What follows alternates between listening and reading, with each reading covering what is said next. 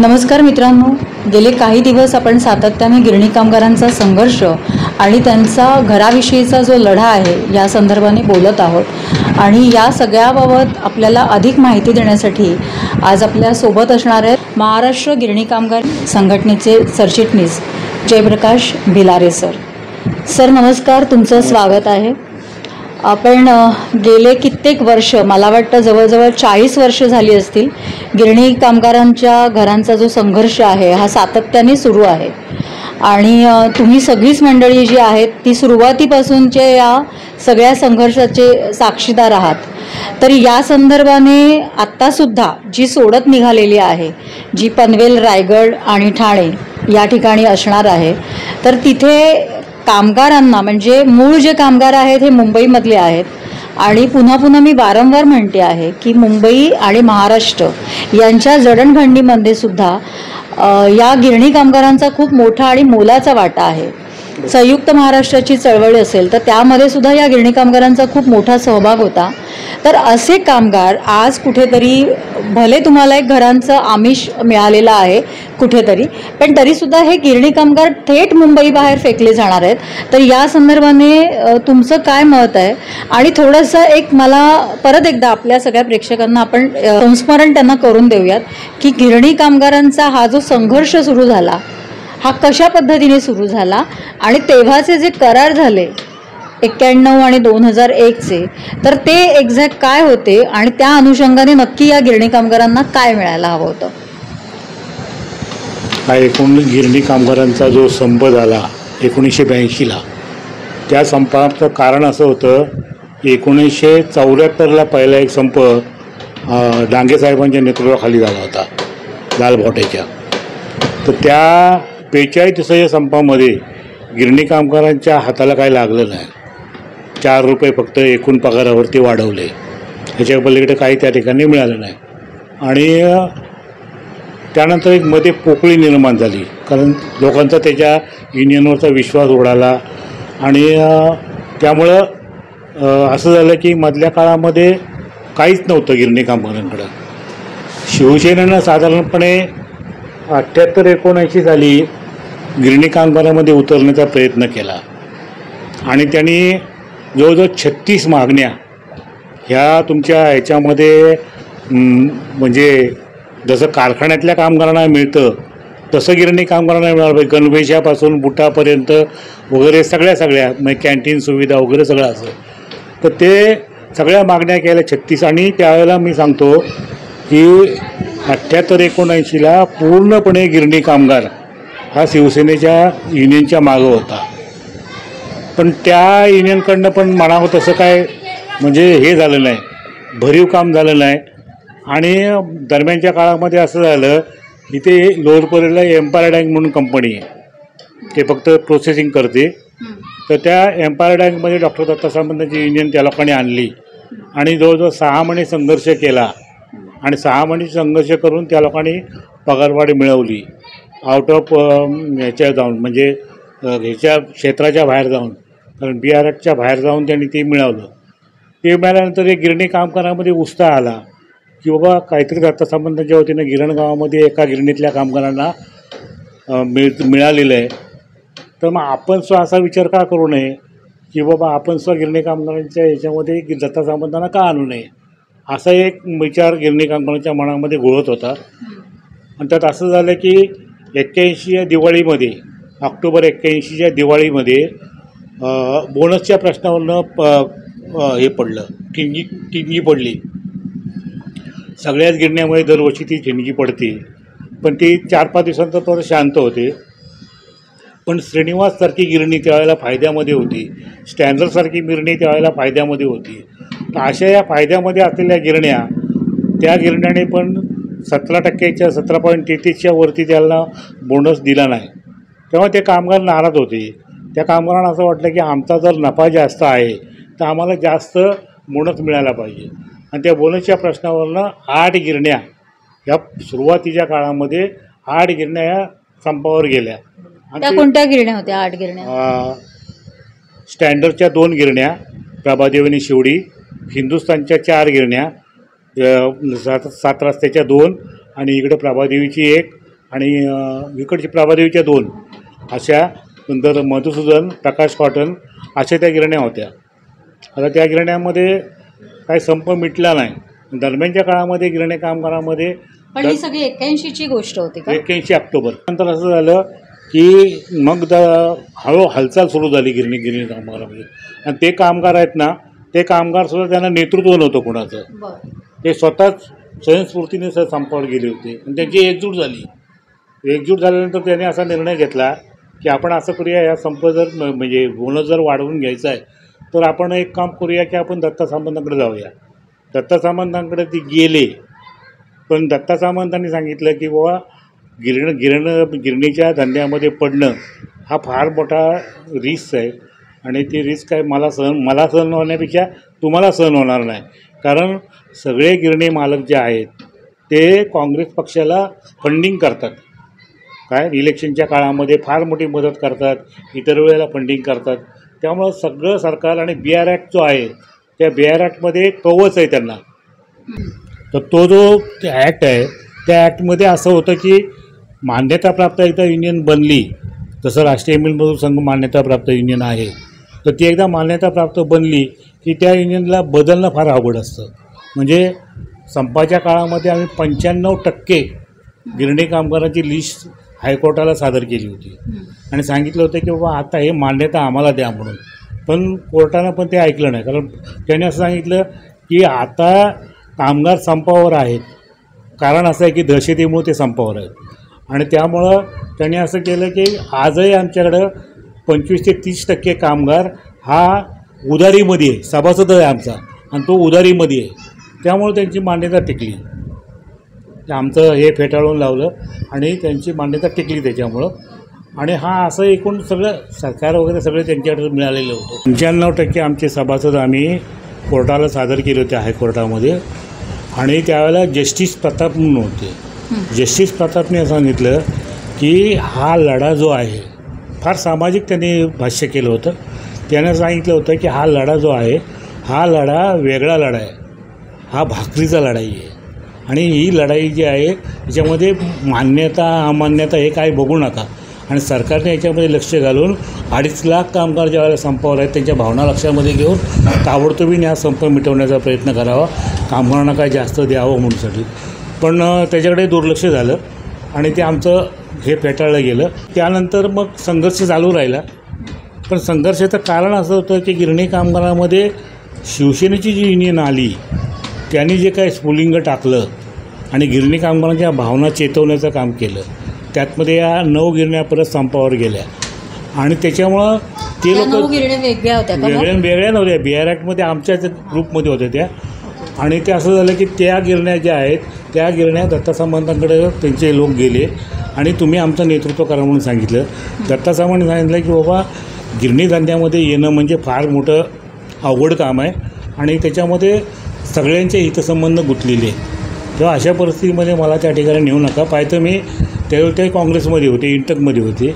तर त्यांनी सांगितलं की पाहतं मी मंत्र्यांशी बोलतो, मुख्यमंत्र्यांशी बोलतो आणि त्यांच्याशी बोलून तुम्हाला काय 4 पैसे वाढवून द्यायचे वगैरे ते मी विचारतो त्यांना. आणि पण याच्यामध्ये मला ओढू नका म्हणून. पण कामगार ऐकायला तयार नाहीत. कारण त्यावेळेला दत्ता सामंतचा करिश्मा होता. दत्ता सामंत असले की त्या ठिकाणी हमखास काहीतरी मिळतं आणि हा त्याच्यामध्ये असलेला करिश्मा जो होता त्याच्यामुळं कामगार हटायला तयार नाहीत. म्हणजे सरकारबरोबर तर बोलायचंच नाही, आम्हाला मालकांशी बोलायचं नाही. आणि अशा तऱ्हेनं एक पहिला जगातला संप असा असेल की जो नेत्यावरती कामगारांनी लादला. म्हणजे त्यावेळेला मी साधा कार्यकर्ता होतो मिलमधला. तर त्यावेळेला असं झालं होतं की आम्ही इतकं आग्रही होतो, रात्री 2-2 वाजेपर्यंत आमच्या मीटिंग चालायच्या घाटकोपरला. तर त्यावेळेला आम्ही एवढे आग्रही होतो की नाही डॉक्टर तुम्ही एक काम करा की आम्हाला कुठल्याही परिस्थितीमध्ये तुमचं नेतृत्व पाहिजे आणि तुम्ही आमच्याबरोबर नेतृत्व करायलाच पाहिजे आणि मग तुम्ही संपाचे हाक द्या, आम्ही एकही कामगार आतमध्ये जाणार नाही. झालं. शेवटी डॉक्टरांनी बरीच समजूत घालायचा प्रयत्न केला. गिरणामध्ये गावामध्ये त्यावेळेला गेट मीटिंग वगैरे सगळं चालू होतं आणि नंतर मग दत्ता सामंतांनी सांगितलं की बुवा ठीक आहे, तुमचा जास्तच आग्रह जर आहे तर मी येतो तुमच्याकडं. आणि ते नेतृत्व त्यांनी स्वीकारल्यानंतर 10 जानेवारी 1982ला आमची रात्री मिटिंग झाली घाटकोपरला. मोठे जवळजवळ 2-3 हजार लोक तिथे हजर होते आणि त्यांच्यासमोर डॉक्टर दत्ता सामंतांनी आपला निर्णय जाहीर केला की मी तुमचं नेतृत्व स्वीकारायला तयार आहे आणि 18 जानेवारीपासून आपण संपावर जायचं. पण एकाही कामगाराने कामावर जायचं म्हणजे 6 महिने आपले घरामधलं जे काय सामान असेल ते भरून ठेवा, कारण हा संप 6 महिने तरी किमान चालणार. आणि हे सगळं झाल्यानंतर डॉक्टर म्हणले, कामगार म्हणाले की ठीक आहे आम्ही 6 महिने उपाशी राहायला तयार आहे. बरेचसे कामगार म्हणले आम्ही गावी जाऊ, हे करू ते करू. त्याच्यामुळं ते डॉक्टरांनी संप जाहीर केला. जाहीर केल्यानंतर संप सुरू झाला. संपाच्या पहिल्या दिवसापासून जवळजवळ पहिले सुरुवातीचे 5-6 महिने कोणीही कामगार आतमध्ये गेला नाही, आतमध्ये जायचा प्रयत्न झाला नाही. आणि त्यानंतर पण मग हे काही कामगार गेले, म्हणजे जे राष्ट्रीय मजूर संघाला मानणारे होते ते कामगार कामावर थोडे, म्हणजे प्रत्येक गिरणीमध्ये 25-30 असे गेले. पण त्यालाही काय गिरणी चालणार नव्हती, कारण 19 खाती गिरणीमध्ये ती खाती चालवायची म्हटलं तर प्रत्येक डिपार्टमेंटला अलग अलग कामगारांना कुशल कामगार लागतो आणि तो कामगार त्या ठिकाणी नव्हता. अशा अवस्थेमध्ये त्यांनी एक काम केलं की ठीक आहे, सगळं सुरू झालं. 6 महिने संपाला होऊन गेले आणि तरी संप मिटवण्याच्या त्यावेळेला मुख्यमंत्री गेले. AR अंतुले जे मुख्यमंत्री होते ते गेले ज्याने आमचा संप सुरू झाला आणि लगेच त्यांची बदली झाली त्या ठिकाणी. आणि त्या ठिकाणी बाबासाहेब भोसले त्यांना त्या ठिकाणी मुख्यमंत्री म्हणून आणलं आणि त्यांनी त्यांना पत्रकारांनी विचारलं की तुम्ही आता आला आहे, त्यावेळेला गिरणी कामगार संप सुरू आहे, तर तुम्ही काय करणार म्हणूसाठी. तर म्हणले काय 13 दिवस जेव्हा संपाला झाले होते तर म्हणले 13वा घालून टाकू आपण संपाचं. म्हणजे ही त्यांनी केलेली भाषा आणखीन कामगारांना चिडवणारी होती. आणि त्यानंतर मग एक मोठं हे सुरू झालं, लढाई सुरू झाली आणि बरेचसे प्रयत्न या लोकांनी संप फोडायचे वगैरे केले, पण तेही साध्य झाले नाहीत. आणि डॉक्टरांनी केवळ मुंबईमध्ये गिरणी कामगार सभा घेतल्या नाहीत, तर ग्रामीण भागामध्ये पुणे जिल्हा असो, सांगली जिल्हा असो, सातारा जिल्हा असो, कोल्हापूर जिल्हा असो, त्या ठिकाणी इतक्या मोठ्या सभा त्या ठिकाणी झाल्या तर म्हणजे प्रमाणाच्या बाहेरच मोठ्या सभा झाल्या. कारण याच पट्ट्यामध्ये कोकण पट्टा, हा जो पश्चिम महाराष्ट्र आणि कोकणचा पट्टा आहे ह्याच्यामधलेच कामगार जास्त गिरण्यामध्ये आहेत ते. मग हळूहळू त्या ठिकाणी असा एक मुवमेंट आली. आमच्या ते बरेचशा कार्यकर्त्यांना त्यावेळेला अटक झाली. रासुकाचा कायदा जो होता हे राष्ट्रीय सुरक्षा कायदा, ह्याच्यामध्ये आमच्या कामगारांना कार्यकर्त्यांना अडकवण्याचा प्रयत्न झाला. काही लोकांवरती खोट्या केसेस टाकल्या गेल्या, मर्डरच्या केस वगैरे. आणि त्यामुळं कामगार तरी कार्यकर्ता तरी आतमध्ये गेला तरी कामगार हा हे होता, म्हणजे मला न्याय मिळालाच पाहिजे, कार्यकर्ता माझा गेला तरी मी लढणार, असं म्हणून त्या ठिकाणी तो कामगार उभा राहिला. आणि काय झालं की साधारणपणे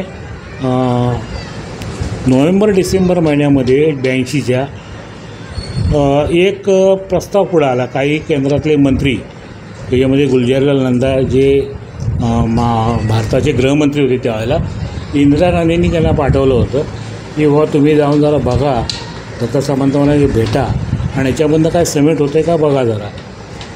पण त्या ठिकाणी ते आले. डॉक्टर दत्ता सामंतांनी तेव्हा जेलभरो आंदोलन केलं होतं आणि महाराष्ट्रामध्ये 56 जेल हे पूर्णपणे भरून गेलेले होते. जवळजवळ 60,000 कामगार जेलमध्ये गेला होता.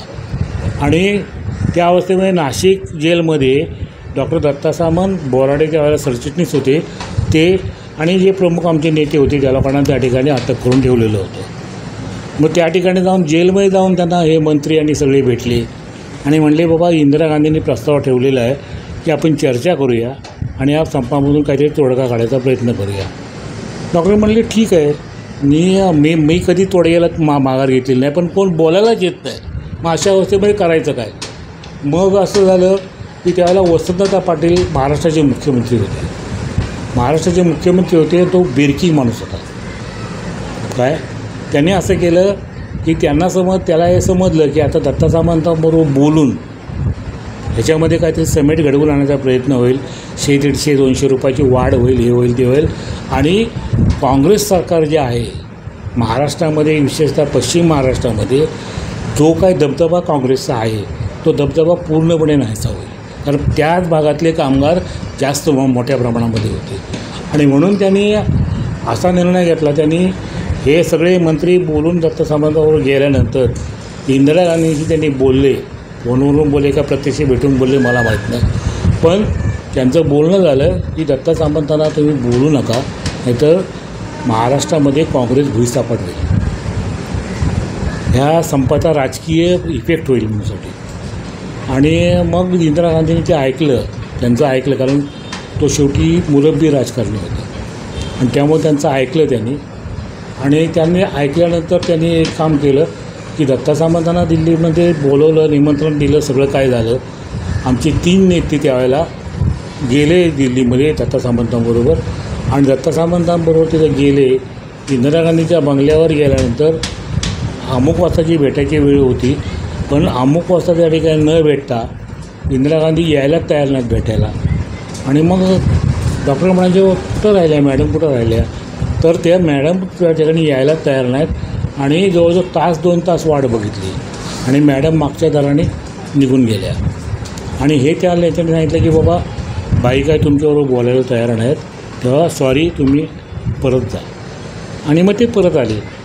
पण वसंतदादा पाटील हा एवढा बेरक्या माणूस होता राजकारणामध्ये की त्यांनी काय केलं की ह्यांना त्यांनी ग्रामीण भागामध्ये जे आपले JDPचे लोक, नंतर आमदार, नंतर पंचायत समिती, सरपंच वगैरे असे सगळे जी संपूर्ण त्यांची बॉडी होती तिथली ग्रामीण भागामधली, ती बॉडी कामाला लावली. आणि त्याने काय केलं, तिथल्या लोकांना फुकटची ST देऊन तिथल्या लोकांना, गावागावातल्या लोकांना त्या STमध्ये आणून बसवायचं, त्यांना इकडे मुंबईमध्ये आणायचं. आणि मग त्यावेळेला आकाशवाणीचं एकच केंद्र होतं, पुणे केंद्रावरून सकाळी 7 वाजता बातम्या प्रसिद्ध व्हायच्या. मग ह्याने काय केलं, तिकडनं कामगार आणायचे रोज, मग 5,000 येऊ, 10,000 येऊ, आणि त्या कामगारांना कुठल्याही गिरणीमध्ये नेऊन सोडायचं. म्हणजे असं नाही की बाबा तो सेंच्युरी मिलचा कामगार तो सेंच्युरी मिलमध्ये जाईल, मोरारजी मिलचा कामगार मोरारजी मिल, असं नाही, कुठल्याही एका गिरणीमध्ये नेऊन सोडायचे. आणि मग सांगायचं काय, प्रसिद्ध काय करायचं की 10,000 लोक आमच्या गिरणीमध्ये कामावर गेले, तमक्या गिरणीमध्ये 5,000 लोक कामावर गेले. असं करून एक मनोबल खच्ची करण्याचं काम त्यांनी गिरणी कामगारांचं केलं. आणि त्यानंतर मग हळूहळू त्या ठिकाणी लोकसुद्धा हवालदिल झाले. आणि त्यांनी पण असा निर्णय घेतला की ठीक आहे, काय हरकत नाही, दत्ता सामंतावर नाराजी नाही, पण संभाव्य त्यांच्याला अगोदर सांगितलेलं होतं की सरकार काय हे न्याय देईल असं मला वाटत नाही, म्हणून तुम्ही माझ्याकडे येऊ नका म्हणतो.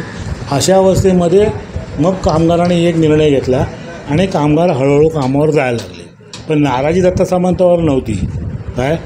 आणि साधारणपणे हा संप जो आहे तो संप 83च्या अखेरीपर्यंत चालला. आणि याच्यामध्ये त्याने काय केलं की तुम्ही मग अशी म्हणाला तसं की ह्याच्यामध्ये काय ॲग्रीमेंट झाली का कामगार कपातीची, हो झाली. कारण BR ॲक्ट जो आहे तो BR ॲक्ट असं सांगतो की तुमच्या मिलमध्ये किंवा खात्यामध्ये कुठल्याही प्रकारचे तुम्हाला बदल करायचे असतील तर चेंज ऑफ नोटीस द्यावी लागते. आणि त्या नोटीसमध्ये तुम्ही काय बदल करणार आहे त्याच्यात सांगितलं पाहिजे. आणि ती नोटीस ज्या दरवाज्याने कामगार आत जातो, खात्यामध्ये प्रवेश करतो, त्या दरवाज्यावर लावली पाहिजे. आणि कामगारांचं म्हणणं मांडायला त्यांना 8 दिवसाची 15 दिवसाची मुदत दिली पाहिजे. पण असं कुठलंही प्रोव्हिजन न करताना, असलं त्याच्यापूर्वी होत नव्हतं आणि त्या काळातही झालं नाही. आणि प्रोव्हिजन न करताना पहिला करार 18 जानेवारीला संप झाला आणि 28 जानेवारीला पहिला करार सेंच्युरी मिलमध्ये झाला कामगार कपातीचा. आणि तो 84ला झाला, म्हणजे 84ला नाही, 82लाच झाला. 82ला संप झाला. हो, संप झाला होता, पण यांनी करार करून टाकला ना, चेंज ऑफ नोटीस वगैरे त्यांनी सगळं फोटो दाखवलं आणि असं करून त्यांनी ते हे करून टाकलं. आणि अशा तऱ्हेने ते पहिला करार झाला. असे जवळजवळ 1-1.5 वर्षामध्ये त्या लोकांनी 84-85पर्यंत जवळजवळ 150-200 करार केले आणि 1 लाख कामगारांना बेकार केलं. 1 लाख कामगार बाहेर ठेवला. आतमध्ये गिरणीमध्ये जो कामावर गेला होता कामगार, त्याच्यावरती कामवाढ केली, म्हणजे 1.5 जवळजवळ त्याच्यावर कामवाढ केली, पगार नगण्य वाढवला. आणि ह्या सगळ्या ह्याच्यामध्ये जवळजवळ 1 लाख कामगार हा त्यावेळेला विक्टिमाइज झाला. आणि विक्टिमाइज झाल्यानंतर त्या कामगारांना म्हणजे गावी राहून करावं लागलं. पण एक गोष्ट आहे गिरणी कामगाराची स्वाभिमान मी असं सांगेन की आपण मध्ये एस टी संपाच्या वेळेला ऐकलं असेल की एस टी कामगाराचा गिरणी कामगार होऊ नये. पण गिरणी कामगारांनी नेटाने 1.5 वर्ष संप चालवला आणि दरम्यानच्या काळामध्ये गिरणी कामगार हा कुणाच्याही दारामध्ये उभा राहिला नाही. कुणाच्याही दारामध्ये पाहिजे इतिहास तुम्ही काढून बघा, कुणाकडं मदतीची याचना त्याने केली नाही.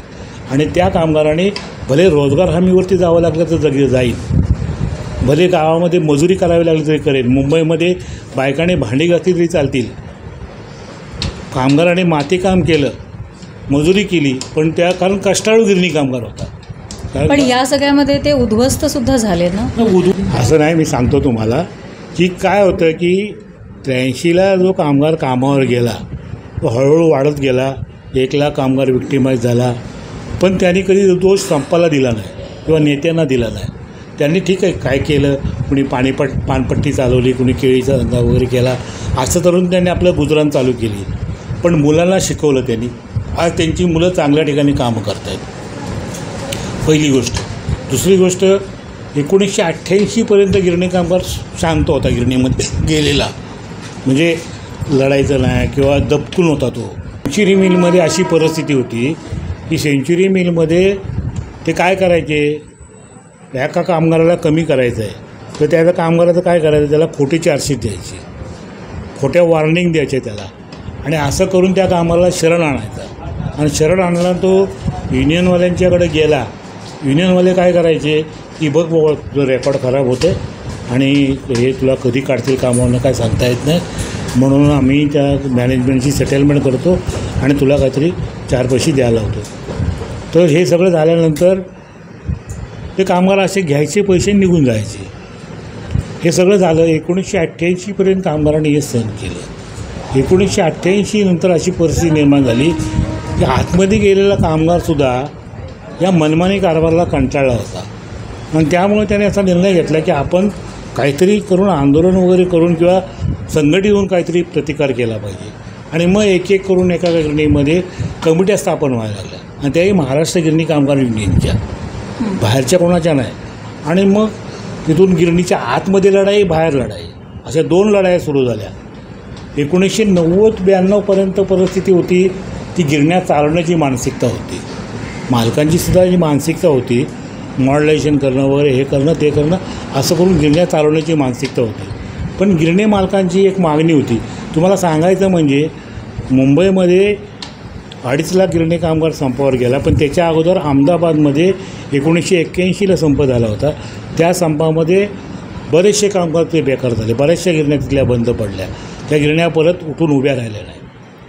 आणि तिथले 60,000 कामगार हे एका वेळेला आत्महत्या करायला निघाले होते, एका वेळेला. पण त्यांना रोखलं गेलं, आत्महत्या करून दिली गेली नाही. पण त्यावेळेला तिथे अजिबात म्हणजे कामगारांना न्याय मिळाला नाही. दुसरी गोष्ट की तुमच्या कानपूरला गिरण्या ज्या होत्या त्या गिरण्या पण हळूहळू बंद व्हायला लागल्या. मला एक सांगा की तुम्ही की जर आमचा तुम्ही संप म्हणता, आमच्या संपावरती तुम्ही दोष देता आणि सांगता की बाबा ह्या संपामुळे गिरणी कामगाराचं कंबरटं मोडलं आणि तो कामगार बेकार झाला. मला असं विचारायचं आहे की त्याच दरम्यान, आमच्या संपाच्या दरम्यानमध्ये 81-82 दरम्यानमध्ये पुण्याची प्रसिद्ध विष्णुलक्ष्मी मिल, आपले ही राजाबहादूर मिल ही कशी बंद पडली, सोलापूरची विष्णुलक्ष्मी मिल कशी बंद पडली, अशा अनेक ठिकाणी महाराष्ट्रामध्ये गिरण्या बंद पडल्या. त्या कुणामुळे, आता संप तिकडे नव्हता, त्यांचा फक्त गिरणीमध्ये संप होता, पण त्याही गिरण्या बंद पडल्या आणि तिथले कामगार बेकार झाले.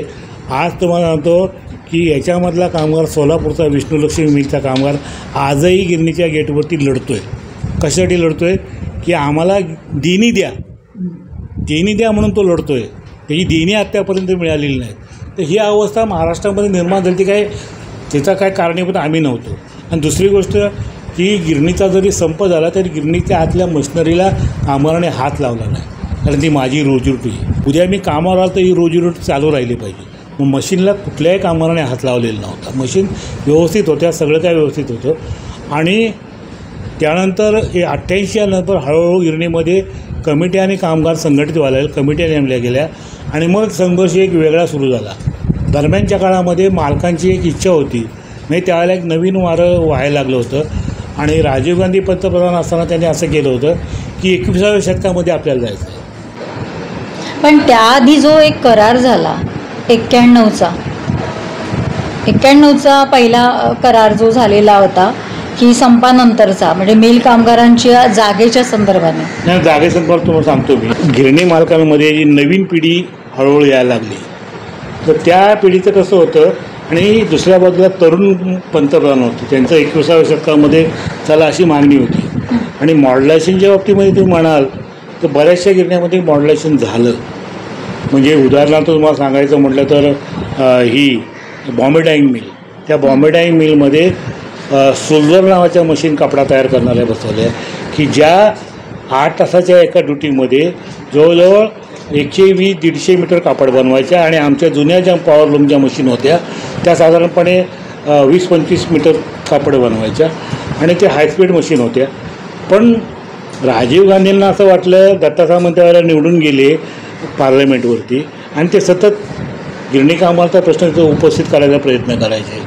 मग एका याच्यावर अधिवेशनाच्या वेळेला राजीव गांधी असं म्हणाले की दत्ता सामंत जी आपका क्या कहना है मुझे मालूम है, मैं आपके साथ आपके लिए कुछ ये कर रहा हूँ. आणि त्यानंतर राजीव गांधीने असं जाहीर केलं की आम्ही 1,500 कोटी रुपये हे गिरण्यांचं मॉडर्नायझेशन झालं पाहिजे, आधुनिकीकरण झालं पाहिजे म्हणून आम्ही देतो आहे म्हणूनसाठी. आणि ते 1,500 कोटी आणि पहिले गिरणी मालकांना दिलेले जवळजवळ 4,000 कोटी रुपये, याचा कुठं ताळमेळच लागत नव्हता. आणि त्याच्यामधनं जी काही मॉडर्नायझेशन मी आता मागाशी म्हणलं, बॉम्बे डाईंग म्हणा, हिंदुस्तान मिल म्हणा किंवा दुसऱ्या खाजगी गिरण्या असतील त्या NTCमध्ये तर काहीच झालं नाही. पण जे झालं मॉडर्नायझेशन ते कसं झालं तर स्वित्झर्लंडमध्ये ज्या मशिनरी आउटडेटेड झालेल्या होत्या त्या मशिनरी या लोकांनी इथं आणल्या सेकंड ह्याच्या, आणि तिथं त्या लोकांनी चांगल्या क्वालिटीच्या मशीन बसवल्या. म्हणजे इंग्लंडमध्ये एक मिल अशी होती की ज्या मिलमध्ये फक्त 5च कामगार काम करत होते आणि उत्पादन आमच्या सेंचुरी मिलचं जे होतं तेवढं उत्पादन देत होती ती. म्हणजे प्रोसेसिंगपासून जे सगळं काम अगदी गिरण्याच्या त्या कापडाच्या गट्ट्या मारण्यापासून सगळं काम ते 5 कामगार ॲटोमॅटिक होत होतं. तर हे सगळं असं होतं आणि तशा पद्धतीचं मॉडर्नायझेशन मुंबईमध्ये झालं नाही. त्यामुळं बाजारपेठेमध्ये, आंतरराष्ट्रीय बाजारपेठेमध्ये जे काय आपल्या कापडानं तग धरायला पाहिजे तो तग त्या ठिकाणी धरला गेला नाही. आणि गिरणी मालकाने मग असं केलं की ते 1,500 कोटी रुपयेसुद्धा इतर धंद्यामध्ये गुंतवले, जसं फार्मास्युटिकल, इंजिनिअरिंग. पण हे कसं काय शक्य झालं? कारण जो पैसा आहे तिथे वचक नव्हता संघटनांचा. वचक असून उपयोग काय? जर ऐकलं सरकारनं तर वचक राहील ना. पण वचक सरकारचाही नव्हता आणि कामगार संघटना दुर्दैवाने ज्यांना मान्यता प्राप्त आहे ते ॲग्रीमेंट करत होते. बाकीच्या कामगार संघटना त्याच्याकडे हस्तक्षेप करायचा हेच नव्हता, अधिकारच नव्हता. फक्त बाहेर ओरड करत होता. तुम्हाला असं म्हणायचं आहे का संप मोडताना इतर ज्या काही संघटना आहेत, कारण आता आपण STचं तुम्ही मघाशी नाव घेतलं तर STच्या बाबत आपण पाहिलंच की हा संघर्ष फक्त कामगारांचा नव्हता, हा संघर्ष जो आहे हा संघटनांचा सुद्धा असतो. कारण प्रत्येक संघटनेला ज्या वेगवेगळ्या पक्षांशी निगडीत असतात आणि त्यांना स्वतःचं अस्तित्व एक निर्माण ठेवायचं असतं, म्हणजे ते राखायचं असतं आणि त्याचासुद्धा कुठेतरी परिणाम जो आहे तो कामगारांच्या ह्याच्यावरती होतो. नाही, कसं आहे माहिती आहे का, जे पक्ष म्हणून काम करतात राजकारण त्यांच्या युनियन सगळ्यांचे आहेत. म्हणजे महाराष्ट्रामध्ये, देशामध्ये सगळ्या ठिकाणी आहेत. म्हणजे तुम्हाला सांगायचं म्हटलं तर BJPची BMS आहे, काय भारतीय मजदूर संघ. तसं जनता पक्षाचे पण आहेत, काँग्रेसवाल्यांची इंटक आहे. अशा कामगार संघटना आहेत ना, मी नाही म्हणत नाही.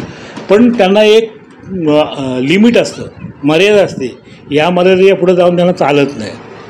मध्यंतरी मला एका नेत्यानं, आता नाव घेत नाही मी, पण त्या नेत्याने मला बोलवलं होतं. मग एक साधारणपणे मला वाटतं 10-12 वर्ष झाली असतील. आणि त्यांनी मला बोलवलं होतं की बाबा तुम्ही माझ्याकडे या आणि आम्ही जी युनियन स्थापन करतो आहे त्या युनियनचं मुख्य हे पद तुम्ही सांभाळा आणि ते युनियन हँडल करा म्हणूनसाठी. मी म्हटलं ठीक आहे, माझं येण्याबद्दल काय नाही, पण मला एक सांगा तुम्ही की तुमच्या युनियनमध्ये मी आलो उद्या समजा एखाद्या ठिकाणी संघर्षला मोठासे चिघळलेला आहे आणि अशा परिस्थितीत जर त्या मालकाने तुम्हाला, कारण राजकीय पक्ष तुम्हाला चालवायचा आहे, राजकीय पक्ष चालवत असताना तुम्हाला त्या मालकांकडनं फंडिंग लागतं आणि ते फंडिंग त्यांनी केलं तर तुम्ही त्या ठिकाणी काय बोलणार की बुवा भिलारे थांब इथे, नको जास्त संघर्ष करू, मला सहन होणार नाही. कारण मी ज्या संघटनेतून ज्या नेतृत्वाखाली काम करत आलेलो आहे तिथे शेंडी तुटो पारंबी तुटो पण कामगारांना न्याय मिळवून द्यायचा ही आमची उद्दिष्ट आहे. आता इथे परत थोडं थांबवते की जेव्हा असं आपण म्हणतोय की कामगारांना न्याय मिळवून द्यायलाच पाहिजे, पण मग आत्ता जेव्हा ही जी गिरणी कामगारांची घरं, म्हणजे मूळ आपल्या त्या मुद्द्यावरती आपण येऊयात की गिरणी कामगारांच्या घराच्या बाबत जिथे पहिल्या करारामध्ये असं म्हटलेलं होतं की 1/3 जी जमीन आहे ती गिरणी कामगारांच्या हितासाठी, त्यांना संरक्षण एक मिळावं या दृष्टिकोनातून दिली जाणार आहे. माहिती जी आहे हा करार एक्झॅक्टली काय होता सांगतो तुम्हाला. गिरणी मालकांची नवीन पिढी जी होती ती यांचं असं म्हणणं होतं की हा जो खडबडीत उद्योग आहे या उद्योगामध्ये काही दम नाही आहे. त्यांनी फार्मास्युटिकलमध्ये गेले, इंजिनिअरिंगमध्ये गेले, बऱ्याच त्यांनी हे केलं आणि त्यांची अशी एक मूळ मागणी होती सरकारकडं, विशेषतः शरद पवार त्यावेळेला मुख्यमंत्री होते महाराष्ट्राचे, त्यांच्याकडे अशी मागणी होती की आम्हाला गिरण्यांची जागा विकायला परवानगी द्या.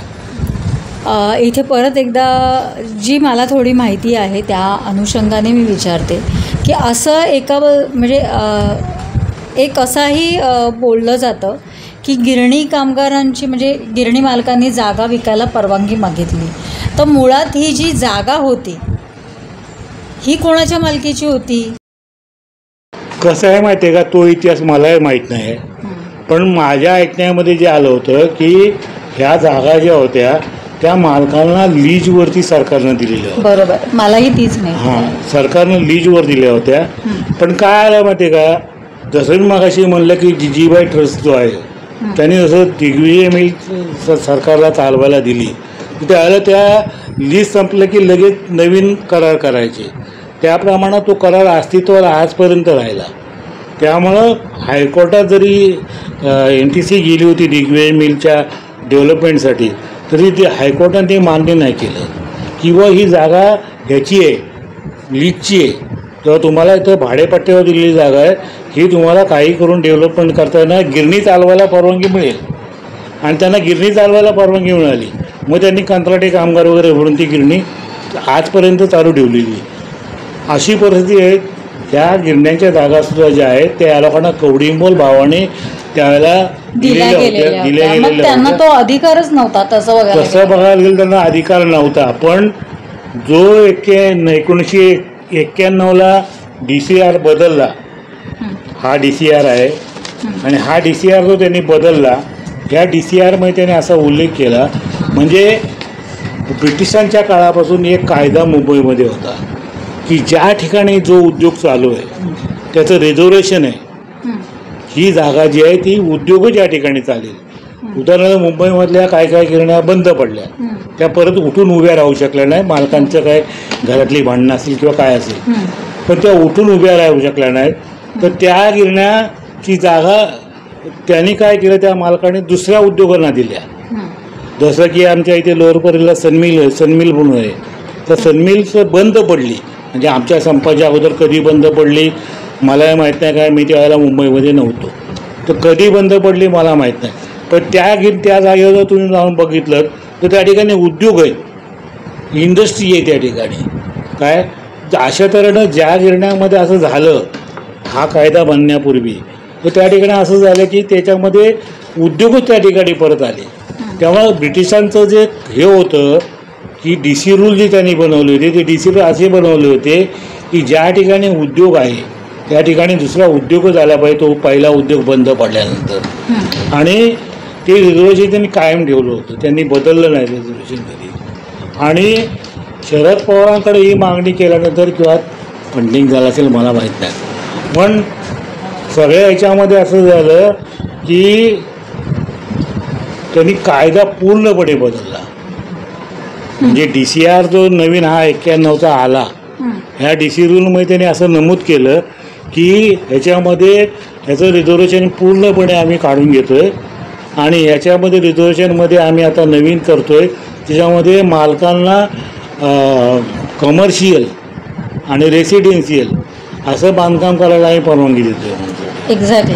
मग हे जेव्हा त्यांच्या काळामध्ये झालं, पवारांच्या काळामध्ये, तेव्हा कामगार संघटनांनी त्यांना विचारलं नाही की तुम्ही कोणत्या पद्धतीने हे सगळं करता आहात? मॅडम, फार मोठा संघर्ष आम्ही केला, जवळजवळ. आणि मुळात आधी अशा पद्धतीने कायदा बदलता येतो का?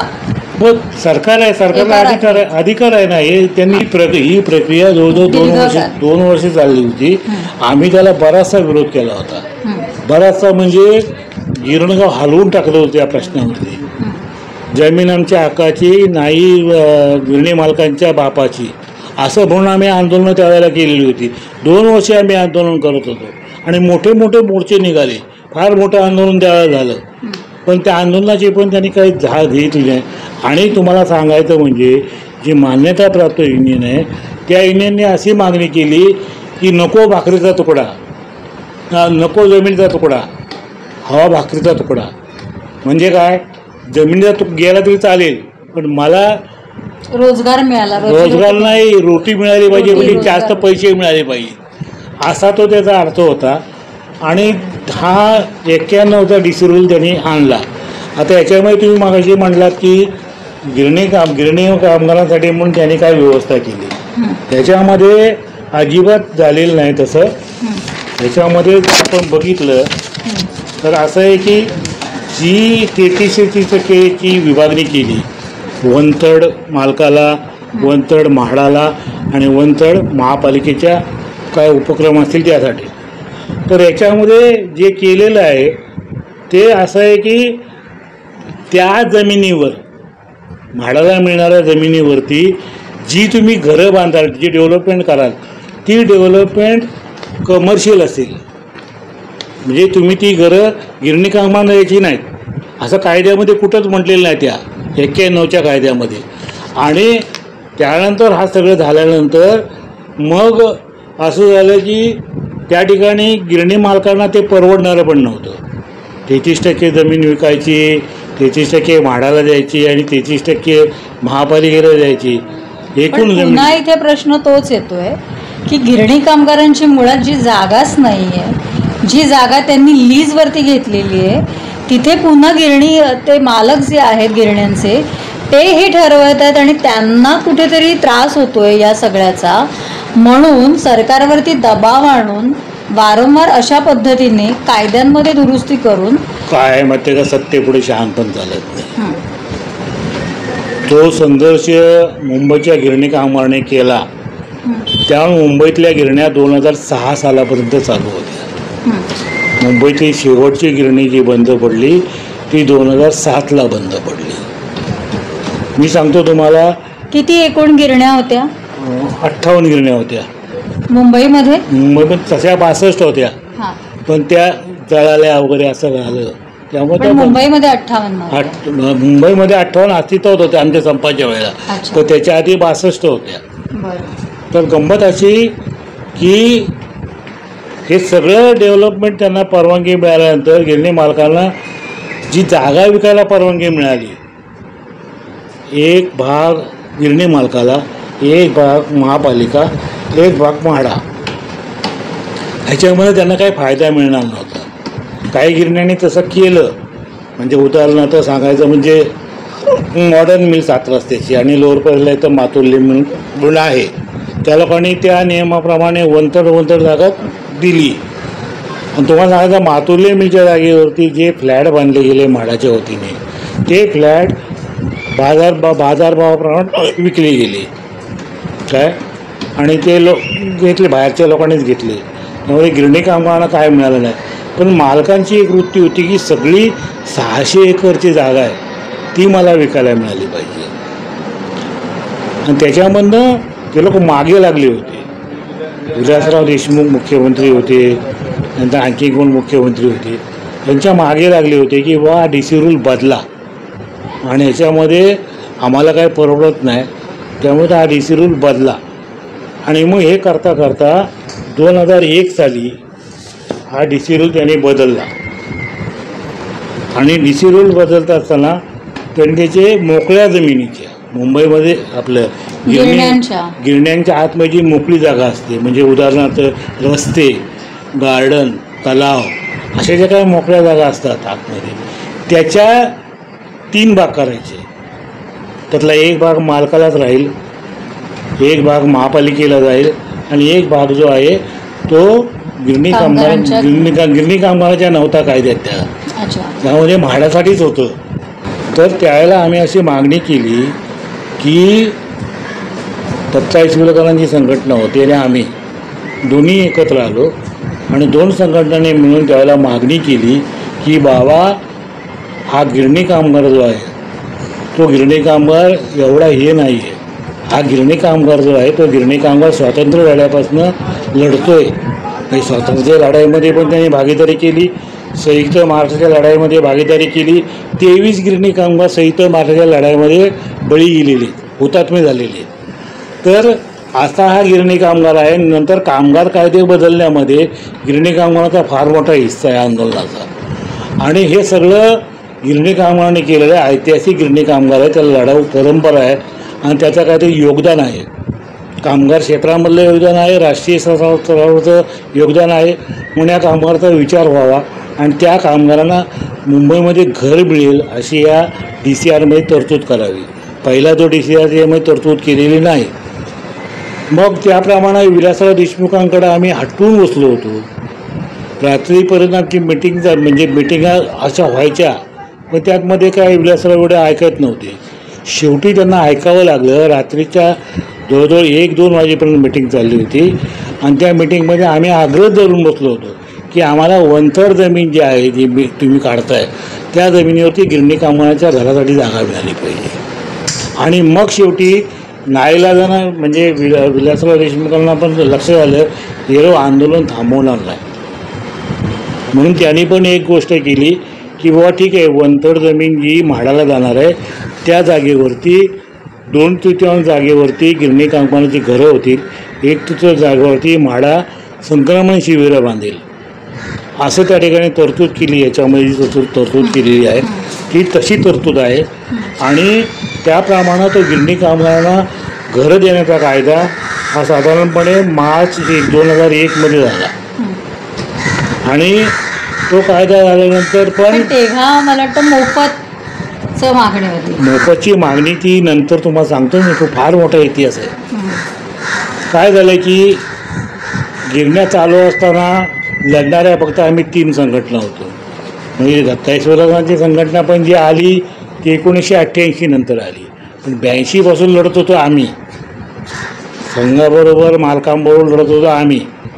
आणि मी तुम्हाला अभिमानाने सांगेन की आम्ही गिरण्या बंद करायला जो विरोध करत होतो, गिरणीच्या गेटवर सभा घेत होतो, आंदोलनं करतो, त्याचा परिणाम असा झाला की ज्या कामगारांना नियमाप्रमाणे असलेली ग्रॅज्युटी 15 दिवसाची ग्रॅज्युटी आणि नियमाप्रमाणे असलेली 15 दिवसाची नुकसान भरपाई हा जो कायदा होता त्याप्रमाणे नुकसान भरपाई आणि सगळा हिशेब मिळत होता. पण आपल्या आंदोलनानंतर त्यांनी असं केलं की गिरणी मालकांनी लालूच दाखवायला सुरुवात केली. मग 25 दिवसाची तुम्हाला नुकसान भरपाई देतो असं करत करत अगदी शेवटची गिरणी बंद पडली. त्यावेळेला 35-40 दिवस नुकसान भरपाई दर वर्षाला द्यायचं अशा प्रकारचा निर्णय झाला.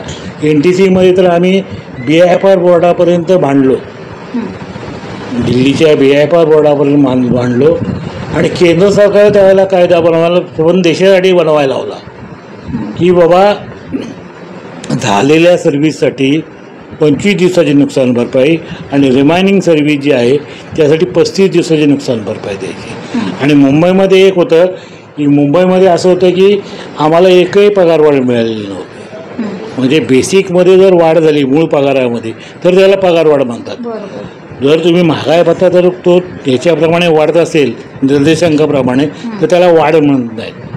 तर ती वाढ आम्हाला कधीही गिरणी कामगारांना मिळालेली नाही. माझ्यामध्ये मी काम करत होतो तेव्हापासून तर मी एकदा ऐकलं नाही की बेसिकमध्ये काहीतरी वाढ झालेली आहे म्हणून. काहीच वाढ झालेली आहे. म्हणजे 1968ला शेवटचा बेसिकमध्ये वाढ करणारा करार झाला होता. त्यानंतर करार झालेला नव्हता.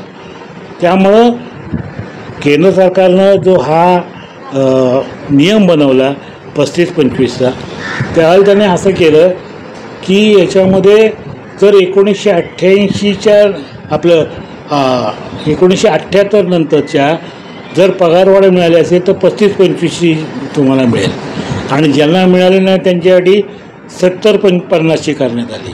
मुंबईच्या कामगारांचा एक लाभ झाला की त्यांना 70 दिवसाची रिमाइंडिंग सर्व्हिससाठी आणि झालेल्या सर्व्हिससाठी त्या लोकांना 50 दिवसाची नुकसान भरपाई मिळाली. आणि त्यावेळेला चांगले पैसे, नाही मी बरे पैसे मिळाले म्हणणार नाही, बरे बनेन चांगलं म्हणणार नाही, पण ते पैसे जे मिळाले कामगारांना ते सुद्धा चांगल्यापैकी म्हणजे 7-8 लाखापर्यंत त्यावेळेला म्हणजे 2003च्या दरम्यान साधारणपणे 6-7 लाख रुपये त्यांना मिळाले. असं होतं की केंद्र सरकारसुद्धा किती बदमाश आहे तुम्ही बघा. केंद्र सरकारला BIFR बोर्डासमोर त्यांनी योजना ठेवली होती की आम्हाला ह्या जमिनी विकल्यानंतर जो येणारा पैसा आहे तो आम्ही त्या गिरण्यांच्या आधुनिकीकरणासाठी वापरू, आणि ते आधुनिकीकरणाची योजनासुद्धा BIFR बोर्डाला सादर केली होती आणि BIFR बोर्डाने ती मान्य केली योजना. आता त्याप्रमाणे तुम्हाला फंडिंग मिळालं, पैसे मिळाले तुम्हाला. मुंबईमध्ये ज्या सुरुवातीला 7 गिरण्या बंद झाल्या NTCच्या, त्याच्यामधनं त्यांना जवळजवळ 6,000 कोटी रुपये मिळाले. पण या 6,000 कोटीमधला एकही पैसा कुठल्याही गिरणीमध्ये त्यांनी वापरला नाही, एकही वापरला नाही. उलटं त्यांना पैसे का मिळाले? गिरण्या बंद झाल्यानंतर? गिरण्या बंद झाल्या त्यांनी जमिनी विकल्या ना. अच्छा, गिरण्यांच्या जमिनी विकल्या त्यामुळे त्या लोकांना पैसे मिळाले. आणि राजीव गांधींनी तुम्ही म्हणताय तसं 1,500 कोटी रुपये दिले होते, पण ते गेले कुठं? पाण्यामध्ये. त्याचे हिशोब कोण विचारणार? जर सगळे जर एकमेकाला बांधलेले आहेत, एकमेकाचे हितसंबंध दडलेले आहेत, तर कोण कुणाला विचारणार?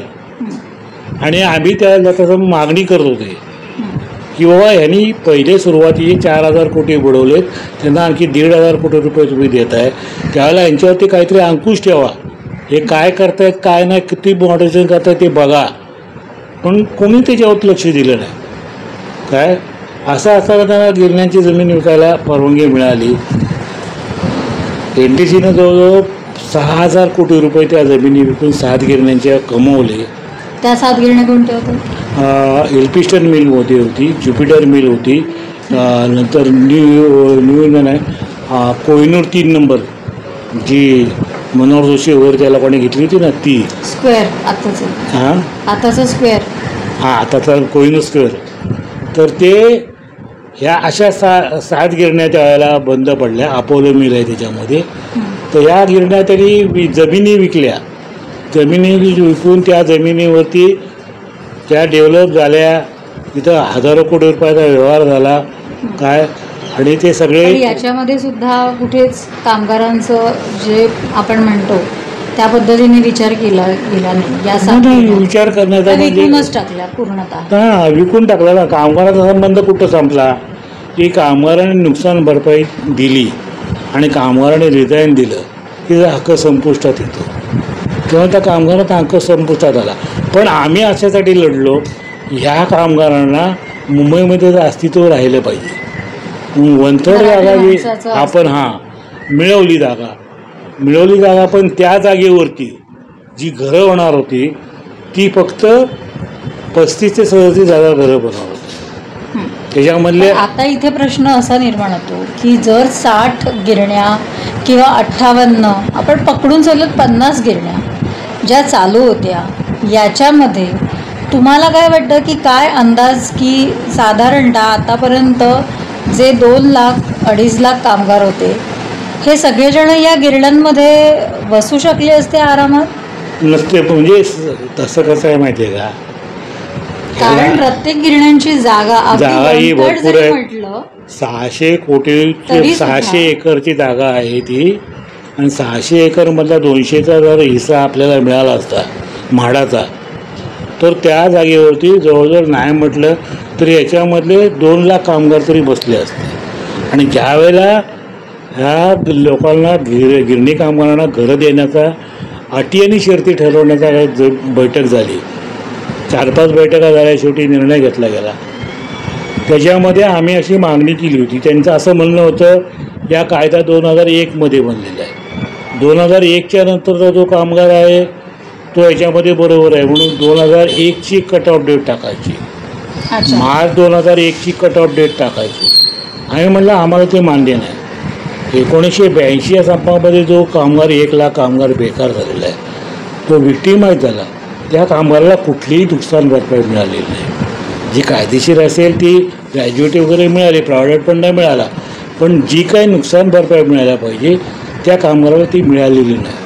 म्हणून हा 1 लाख कामगाराला न्याय मिळाला पाहिजे म्हणून कट ऑफ डेट 1 जानेवारी 1982 असली पाहिजे.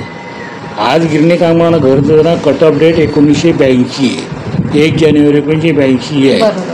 काय त्यानंतर असं झालं की गिरण्यांची जागा जी मिळत होती त्या जागेमध्ये फक्त 37,000 गिरणी कामगारांना घरं मिळणार होती. पृथ्वीराज चव्हाण त्यावेळेला महाराष्ट्राचे मुख्यमंत्री होते. आम्ही म्हटलं बाबा, पृथ्वीराज चव्हाणांना बाबा म्हणायचो आम्ही, तर बाबा हे कसं काय होणार आहे? 37,000 गिरणी कामगार तुम्ही जी माहिती संकलित केली गिरणी कामगारांकडनं त्याच्यामध्ये 1,48,000 लोकांनी त्यावेळेला फॉर्म भरलेले आहे की मला घर पाहिजे म्हणून. ती माहिती तुमच्याकडे पाठवलेली आहे. 1,48,000 लोकांची मागणी आहे की मला घरी मिळालं पाहिजे. ती कशी काय पूर्ण करणार? काय करणार? मुंबईमध्ये तर जागा नाही आहे. कारण मुंबईमध्ये जे कलेक्टर लँड होती म्हणजे सरकारी, तर ते लँडसुद्धा जे आहे ते झोपडपट्टीनी व्यापलेली आहे, अतिक्रमण झालेलं आहे त्या जागेवर. इथे पुन्हा एकदा मला प्रश्न आहे, जे मी वारंवार म्हणते आहे की एवढ्या गिरण्या असताना आणि यांच्या 1/3 जागा आपण जरी मोकळ्या जागेच्या 1/3 भाग जरी पकडला तरीसुद्धा खूप मोठ्या प्रमाणामध्ये जागेची उपलब्धता होती. तर या सगळ्याच्या सगळ्या मिल्सची आपण म्हणतो अधिग्रहण जे आहे हे मुळात आधी केलं गेलं का? कारण जे मला म्हणजे आपल्याकडे जी आता उपलब्ध माहिती आहे त्याच्यामध्ये साधारण एक 15,000 ते 20,000 कामगारांना आत्तापर्यंत घरं मिळालेली आहे. म्हणजे इतक्या मोठ्या गिरण्यांच्या जागेमध्ये आजही सरकार असं म्हणतं आहे की मुंबईत जागा कुठे आहे? नाही, मुंबईत जागाच नाही आहे. खरं म्हणजे तुम्हालाही ते मान्य असेल की मुंबईतल्या जागा ज्या आहेत पण गिरण्यांच्या जागा सोडून देऊ आपण थोडा वेळ, कारण त्या कायद्यामध्ये बसतच नाही. पण गंमत अशी आहे की पण त्या कायद्यात बसत नाही म्हणजे मला कळलं नाही. कारण ज्या काही 50 डीसी रूल बनवलेला आहे हा महाराष्ट्र गव्हर्नमेंटचं राजपत्र आहे. त्याच्यामध्ये जो जण डीसी रूल बनवलेला आहे तो कायदा झाला. त्या कायद्याप्रमाणे जर तुम्ही बघितलं तर गिरण्यांची जागा संपूर्णपणे तुम्हाला द्यायची असं कुठंच नाही. संपूर्ण नाहीच, पण जी काही तुम्हाला सांगायचं म्हणजे इथं खाजगी मालकांचे आपण आभार मानले पाहिजे. म्हणजे मी काय त्यांची वकिली घेतलेली नाही, पण गंमत अशी आहे की खाजगी मालकाने गिरण्या डेव्हलपमेंट करताना 1/3 जागा जी गिरणी कामगारांच्या घराची आहे ती दिलेली आहे. पण बदमाश असं आहे की ज्या 7 गिरण्या विकल्या गेल्या NTCच्या त्या 7च गिरण्यांची जागा आत्तापर्यंत मिळालेली आहे. 25 गिरण्या त्यांच्या आहेत. बाकीच्या ज्या गिरण्या आहेत त्या गिरण्यांची जागांची उपलब्धता झालेली नाही आणि ती झाली नसल्यामुळे ज्या गिरणी आपण कामगार जे आहेत म्हणजे आज जे शहराबाहेर त्यांना जागा देण्याचं जे दाखवलं जाते म्हाडातर्फे, तर मुळात आधी त्यांना इथे जागा मिळाली पाहिजे. म्हणणं बरोबर आहे. माझं त्याच्याबद्दल काय दुमत असायचं कारण आहे, मी स्वतः गिरणी कामगार आहे, त्यामुळे ती मिळाली पाहिजे जागा हे तुमचं म्हणणं बरोबर आहे. परंतु ह्या कायद्याचा जर विचार केला तर या कायद्याच्यामध्ये ती तरतूद नाही आहे. नाही, कायद्याच्या तरतुदीमध्येच आपण जी मगापासून बोलतो आहे की एक 1/3 या पद्धतीने जी मोकळी जागा जी आहे ती जरी आत्तापर्यंत सरकारने योग्य पद्धतीने त्याचं अधिग्रहण केलं असतं तर म्हणजे मूळ प्रश्न तिथे येतोय की जागा नाही असं नाहीये, जागा आहे पण त्याचं अधिग्रहण केलेलं नाही. वाघोबाला मिशा असल्या तर असं एकूण सगळं आहे ते सोडून देऊया आपण. आता हा मूळ मुद्दा आहे की जागा आहे पण ती जागेचं आपण अधिग्रहण विचार करा. केंद्र सरकार, मग ते आधी सरकार असो काँग्रेसचं किंवा आताचा मोदी सरकार असो नाही तर आणखीन कोणी त्याच्यापूर्वीचं असो, कुठल्याही सरकारने या कायद्याप्रमाणे आत्तापर्यंत जमीन फक्त 7 गिरण्यांची जी त्यांना डेव्हलपमेंट करून पैसे मिळवायचे होते आणि संबंध देशामध्ये जे NTCवरती कर्ज आलेलं होतं 2-2.5 हजार कोटीचं ते फेडायचं होतं. म्हणूनसाठी त्या लोकांनी या 7 गिरण्या विकल्या आणि या जागेमधनं मिळालेला पैसा जो आहे तो केंद्र सरकार घेऊन गेलं. त्यातला एकही पैसा महाराष्ट्रातल्या मिलमध्ये वापरला नाही. पण तेव्हाही केंद्र आणि राज्यामध्ये सरकार एकाच पक्षाचं एकाच पक्षाचं होतं. पण तिथे तुम्ही जर जाऊन बघितलं तर ज्यावेळेला BIFR बोर्डासमोर केस चालू होती त्यावेळेला काँग्रेस सरकारच होतं. 2003ला 2003ला निकाल आला निर्णय बंद करण्याचा, त्यावेळेला काँग्रेस सरकारच होतं. पण BIFR बोर्डासमोर ज्यावेळेला बाजू मांडत होतं त्यावेळेला NTC जी बाजू मांडायची ते ग्राह्य धरायची. आमची मागणी त्यावेळेला होती ती मान्यच करायची नाही. प्रिॲम्बल जो आहे NTCच्या किती होत्या गिरण्या? मुंबईमध्ये 25 होत्या आणि बाकीच्या सगळ्या खाजगी. आणि याच्यामध्ये साधारणतः किती गिरण्यांचं म्हणजे वास्तविक यात की अधिग्रहण झालं आणि तिथे अधिग्रहण म्हणता येणार नाही. अधिग्रहण म्हणजे संपूर्ण ताब्यात घेणं. तसं अधिग्रहण सरकारने घेतलं. सरकारने तेच म्हणतोय म्हणजे ती गिरणी ताब्यात घेणं हाच त्याचा अर्थ आहे. पण ती गिरणी तशी ताब्यामध्ये या कायद्याप्रमाणे त्यांना घेता येत नव्हती, तेव्हा त्यांनी घेतली नाही. 1/3ची जी होती ती आम्ही 2001ला कायदा बनला, 2007पर्यंत आम्ही त्या जागा ताब्यात घ्या असं म्हणत. म्हणजे सरकारच्या मागे आंदोलन करत होतो आम्ही, सरकारच्या मागे लागलो होतो. आणि शेवटी त्या गिरण्या 2007मध्ये त्या गिरण्याच्या जागा या त्यांना नोटीस पाठवून त्यांच्याकडनं ताब्यामध्ये घेतल्या. त्या किती घेतल्या तेव्हा? त्यावेळेला NTCच्या 7 गिरण्या होत्या, खाजगी काही मोरारजीवर सारख्या गिरण्या होत्या. त्यांची त्यांनी जागा घेतली. किती असे 10-12 झालेल्या मिल तेव्हा ज्या जागा ताब्यात घेतलेली? जागा ताब्यात घेतल्या म्हणजे बघा कसं आहे माहिती आहे का, हिंदुस्थानच्या 4 गिरण्यांनी जागा दिली, स्टँडर्ड मिलनी जागा दिली, नंतर मोरारजीच्या 2 गिरण्या त्यांनी जागा दिली, पिरामल मिलने जागा दिली. अशा बऱ्याचशा गिरण्यांच्या मालकांनी जागा त्यावेळेला दिली. गंमत अशी याच्यामधली की NTC जी आहे आता 7 गिरण्यांची जागा तुम्हाला नाही लागेल. कारण BIFR बोर्डासमोर ज्यावेळेला ही केस चालू होती, मी 1991 पासून ते 2003पर्यंत सातत्यानं प्रत्येक तारखेला BIFR बोर्डाला दिल्लीमध्ये जात होतो. ज्यावेळेला आमचे वकील त्यांच्यासमोर मांडत होते त्यावेळेला त्यांचं म्हणणं असं होतं NTCचं, आणि ते तिथल्या जजनीचं उचलून धरलं की म्हणे महाराष्ट्र सरकारचा जो DC रूल आहे त्या DC रूलप्रमाणे 1/3 जागा ही त्यांना द्यावी लागते. म्हणजे 1/3चे 3 हिस्से त्यांनी केलेले आहेत. त्याच्यामध्ये आम्हाला जमीन विकणं परवडत नाही. म्हणजे मोकळी जागेच्या 1/3 केले तर त्यांना परवडत नाही मालकांना. म्हणजे NTC आज 25 गिरण्याचा मालक होता आणि मग त्यांना परवडत नाही म्हणून त्यांचं म्हणणं होतं. त्यावेळेला आम्ही सांगतो की बाबा NTCला जर जागा विकायला परवानगी देणार असाल, गिरण्या बंद करायला परवानगी देणार असाल तर ह्या DC रूलचा फॉलो झाला पाहिजे.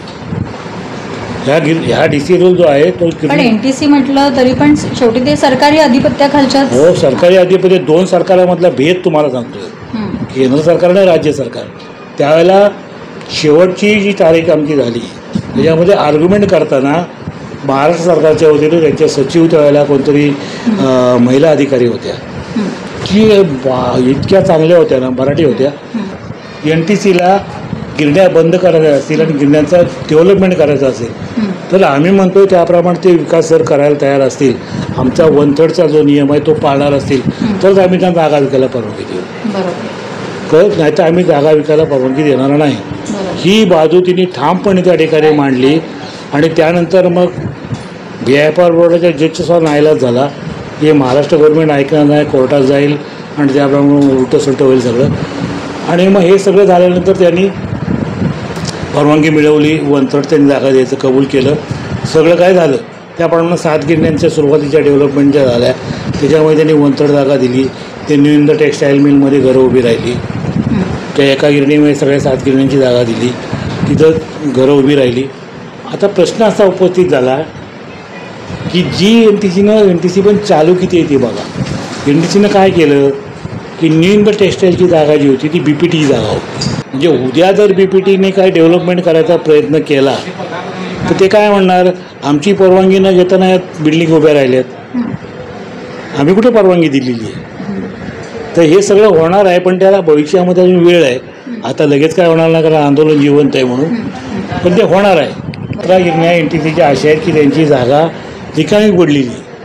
तुमचं म्हणणं बरोबर आहे, 17 गिरण्यांची जागा आजही रिकामी पडलेली आहे. या गिरण्या कोणत्या कोणत्या साधारण मुंबईमधल्याच आहेत सर? मुंबईमधल्याच आहेत. त्यातली एक गिरणी 6 नंबरची गिरणी जी आहे इंदू मिल, ती बाबासाहेब आंबेडकरांच्या, त्याच्याबद्दल आमचं काय म्हणणं नाही. त्याचा जे डेव्हलपमेंट केलेला एरिया जो होता, त्याचा जो काय क्षेत्रफळ होतं, त्या क्षेत्रफळाला त्यांना विकायला परवानगी पण मिळाली NTCला.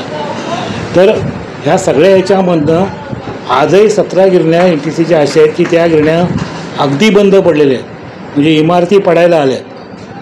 तरी पण आणि गंमत अशी आहे की म्हणजे मी प्रेक्षकांना पण आपल्या सगळ्यांना सांगू इच्छिते की या गिरण्या बंद पडल्या आहेत, त्यालासुद्धा आता नाही म्हटलं तरी 20-25 वर्ष झालेली आहेत. 2003. म्हणजे ना ते कामगारांना त्याचा फायदा झाला, नाही त्याचा सरकारला फायदा झाला आणि नाही त्याचा मालकांना फायदा झाला. म्हणजे अशा पद्धतीने आपल्याकडे ज्या पद्धतीने मला असं वाटतं की रूल्स, आपण कायदे जे आहेत, इथे प्रश्न वारंवार जो येतो, जे मला वाटतं कायम, ते म्हणजे तुमची इच्छाशक्ती. सरकार म्हणून जेव्हा तुम्ही सत्तेमध्ये जे कोणी खुर्चीमध्ये असतात, त्यांची इच्छाशक्ती खूप महत्त्वाची आहे असं मला वाटतं. म्हणजे नुसतं आपण मराठी माणूस म्हणणं आणि त्या मराठी माणसांचा विचार करणं, म्हणजे आजच्या तारखेला मला असं वाटतं की जमीन ही एकमेव अशी वस्तू आहे की ज्याचा दर जो आहे तो सातत्याने वाढत जाणारा आहे. असा वाढत जाणारा दर असताना निव्वळ राजकारण आणि हट्ट, अट्टहास त्या गोष्टींचा, या अट्टहासापायी गेले 20 ते 25 वर्ष इथं संबंध जपण्यासाठी, म्हणजे गेले 20 ते 25 वर्ष ही लक्षात घेण्यासारखी गोष्ट आहे. 20 ते 25 वर्ष एक अतिशय महत्त्वाची जमीन, ज्याच्यावरती त्या कामगारांचा सुद्धा अधिकार सरकारने मान्य केलेला होता. अर्थात तो त्यांच्या सगळ्या कामगारांच्या संघर्ष आणि त्यांच्या पाठपुरामुळे हा सगळा जो अधिकार आहे तो मान्य केला गेला होता. पण त्याचा विचार करताना ही खरंच अतिशय गंभीर बाब आहे की इतक्या महत्त्वाच्या आणि मोलाच्या जागा, एका बाजूला सरकार जेव्हा म्हणतं की आमच्याकडे जागा नाही, तर त्या उपलब्ध असताना निव्वळ इच्छाशक्तीचा अभाव आणि राजकारण यापायी ना धड त्या कामगारांना मिळाल्या, ना धड त्या मालकांना मिळाल्या, नाही तिथे कोणतं विकास काम झालं. आणि काही प्रमाणामध्ये जिथे जो विकास झाला तो अशा पद्धतीने झाला की तिथे कमर्शियल वास्तू ज्या आहेत त्या मोठ्या प्रमाणात निर्माण होऊन तिथे मालक आणि हितसंबंध जपणारे अधिकारी, नेतृत्व, त्यांनी जागा विकल्या त्या, म्हणजे विशेषतः आपण म्हणायचं झालं तर पुन्हा तिकडे काही प्रमाणामध्ये विषय निघतो तो कमला मिलचा आहे किंवा त्या मग सिल्क मिल्क आहेत, अशा पद्धतीने ते केलं गेलं. पण पुन्हा प्रश्न असा येतो सर की या सुद्धा मिल ज्या आहेत, मग त्या सिल्क मिल असू दे, सिल्क मिल्क असू दे, NTC असू दे, पण शेवटी या वस्त्रोद्योगाचाच एक भाग आहे. असं असताना तुम्ही जर इच्छाशक्ती जर आपण म्हटलं की जसं DC रूल 91मध्ये बदलला गेला, त्याला एक काळ गेला, 1-2 वर्षाचा काळ गेला, पण जेव्हा आवश्यक वाटलं सत्तेमध्ये बसलेल्यांना तेव्हा त्यांनी ते DC रूल बदलले आणि त्याप्रमाणे मालकांना कसा अधिकाधिक फायदा होईल, पर्यायाने काही हितसंबंध जपणाऱ्यांना कसा फायदा होईल याचा विचार केला गेला. मात्र इतकी वर्षसुद्धा ही मिल आणि या सगळ्या बंद असतानासुद्धा या प्रश्नाकडे गांभीर्याने आजही पाहिलं जात नाही आहे. आणि दुःखद बाब ही आहे की मराठी माणूस म्हणताना आज मराठी माणसाचा टक्का पुन्हा एकदा मुंबईच्या बाहेर नेऊन ठेवला जात आहे. तर या सगळ्या प्रोसेसमध्ये पुन्हा एकदा एक संघटना म्हणून हा जो आता नवीन 3 ठिकाणी गिरणी कामगारांना घरं देण्यात येणार आहेत, त्याबद्दल तुमचं काय मत आहे? म्हणजे ते स्वीकारावं किंवा नाही स्वीकारावं माहिती आहे का? आणि आणखीन एक त्याला जोडून एक प्रश्न असा आहे की कुठेतरी कामगार संघटना, म्हणजे संघटनात्मक सुद्धा एक आपण म्हणतो की सातत्याने प्रयत्न करून एक हताशा आणि त्यातून आपल्याला थोडं आपण कुठेतरी कमी पडलो असं एक काही आहे का की म्हणून आता नाईलाजाने हे सगळं आपल्याला मान्य करावं लागतंय? कारण जर मी चुकत नसेल तर तिथे 60,000 ते 70,000 घरं बांधली गेली. मुळात आधी तुम्ही गिरणी कामगारांचं पनवेल आणि त्या सगळ्या पट्ट्यामध्ये की तिथे जी भाड्याने देण्यासाठी म्हणून जी घरं निर्माण केली, तर ती काही सगळीच्या सगळी गिरणी कामगारांचा विचार करून निर्माण केलेली नव्हती. म्हणजेच तुमची धोरणात्मक चूक झालेली आहे सरकारची, त्याला कुठेतरी एक पांघरूण घालायला म्हणून आता ती उदारता दाखवून गिरणी कामगारांना एक 160ची 2 घरं अशा पद्धतीने 320ची घरं दिली जातात, असं कुठेतरी काही आहे का? तर काय झालं माहिती आहे का, ज्यावेळेला पृथ्वीराज चव्हाण मुख्यमंत्री होते त्यावेळेला आंदोलन जोरात होतं, सगळं काय जोरात होतं. आणि कसं झालं माहिती आहे का मॅडम, एक गोष्ट अशी याच्यातली लक्षात घेतली पाहिजे, गिरण्या चालू असताना फक्त 1982 पासून आम्ही होतो मान्यताप्राप्त युनियन, त्याच्यावर आमचा सरळ लढा होता. 1988 साली दत्ता इसरकरांची संघटना आली आणि त्यानंतर आता तोपर्यंत गिरण्या चालू राहिल्यापासून हा संघर्ष आमचा होता, म्हणजे आमच्या दोन्ही संघटनांचा. आणि त्यांचा जो मान्यताप्राप्त युनियन ते गिरण्या बंद झाल्या पाहिजे असा उद्देश होता. ह्याच्यामध्ये झालं काय माहिती आहे का, की शेवटी संघर्षामुळे गिरणी कामगारांना जास्त दिवस चालल्या. मुंबईतल्या गिरण्या मी मोठ्या अभिमानाने सांगेन की आमचं आंदोलन जिवंत होतं म्हणून 2006पर्यंत चालल्या. पण तुम्ही बाकीची जर टेक्स्टाईल सेंटर जर बघितली तर त्या टेक्स्टाईल सेंटर 80च्या दशकातच बंद पडली होती. 80-81लाच बंद पडली होती. मी सगळ्या ठिकाणी फिरलो, अगदी कानपूरला फिरलो, तिथल्या इंडस्ट्री गिरण्या बंद बघितल्या. माझ्या डोळ्यामध्ये एका व्हिक्टोरिया मिल म्हणून नाव आठवतं आहे मला, त्या व्हिक्टोरिया मिलमध्ये मी गेलो होतो तिथल्या कार्यकर्त्यांच्याबरोबर. तिथली मशिनरी बघून माझ्या डोळ्यामध्ये पाहणी आलं. मशिनरी एवढी नवी की त्या मशिनरीवरचा रंगसुद्धा उडालेला नव्हता. पण तसली चांगली गिरणी त्यांनी बंद पडली. तर कानपूरमध्ये एक लाल इमली नावाची मिल होती, लाल इमली, ज्यामध्ये रेमंडपेक्षा भारी उलनचं कापड बनायचं काय. पण रेमंडला बाजार मिळत नाही, मार्केटिंग मिळत नाही जास्त, म्हणूनसाठी त्यांनी काय केलं की लाल इमली इंडस्ट्रीच्या ताब्यामध्ये असताना, फायद्यामध्ये असताना ती गिरणी त्यांनी बंद पडली. म्हणजे हा उद्योग सगळा सरकारच्या आधी म्हणजे आशीर्वादाने सगळा झाला. आणि अधिकारी एवढे बदमाश ना, या अधिकाऱ्यांना त्याच्याबद्दल काही नाही पडलेलं, त्यांना फक्त माल मिळतो का एवढंच फक्त बघतात, ते बाकी काही पडलेलं नाही. आता मी तुम्हाला सांगतो की आजही 17 गिरण्यांच्या जमिनी NTCच्या मुंबईच्या रिकाम्या आहेत. वास्तविक पाहता महाराष्ट्र गव्हर्नमेंटनं त्यांना अनेक वेळेला पत्र दिलेलं आहे, म्हणजे आमच्या आग्रहामुळे त्यांना पत्र दिलेलं आहे की बाबा ह्या गिरण्यांच्या जागा तुम्ही द्या, वंतड जागा. मग एका गिरणीमध्ये जा, 2 गिरण्यामध्ये द्या, पण वंतड जागा द्या आणि त्या गिरणी कामगारांना त्या ठिकाणी घरं बांधता येतील, त्यांना देता येतील. पण ते ऐकायला तयार नाही, कारण दिल्ली आहे, अधिकारी एवढे बदमाश आहे दिल्लीचे, मी स्वतः अनुभव घेतलेला आहे. तर ते अधिकारी ऐकत नाही आणि अधिकारी ऐकत नाही त्यामुळे सरकार निर्णय घेत नाही. हा एक पाठ झाला. पण ज्यावेळेला पृथ्वीराज चव्हाण मुख्यमंत्री होते त्यावेळेला हा सगळा प्रश्न समोर आला आणि गिरण्यांच्या जमिनीवरती फक्त 35 ते 37,000 लोकांना फक्त घरं मिळत आहेत. बाकीच्या 1,48,000 कामगारांचं करायचं काय, हा एक प्रश्न त्यांच्यासमोर उपस्थित केला. आणि या गिरणी कामगारांचं अस्तित्व मुंबई शहरामध्ये किंवा मुंबईच्या आसपास कुठेतरी टिकलं पाहिजे.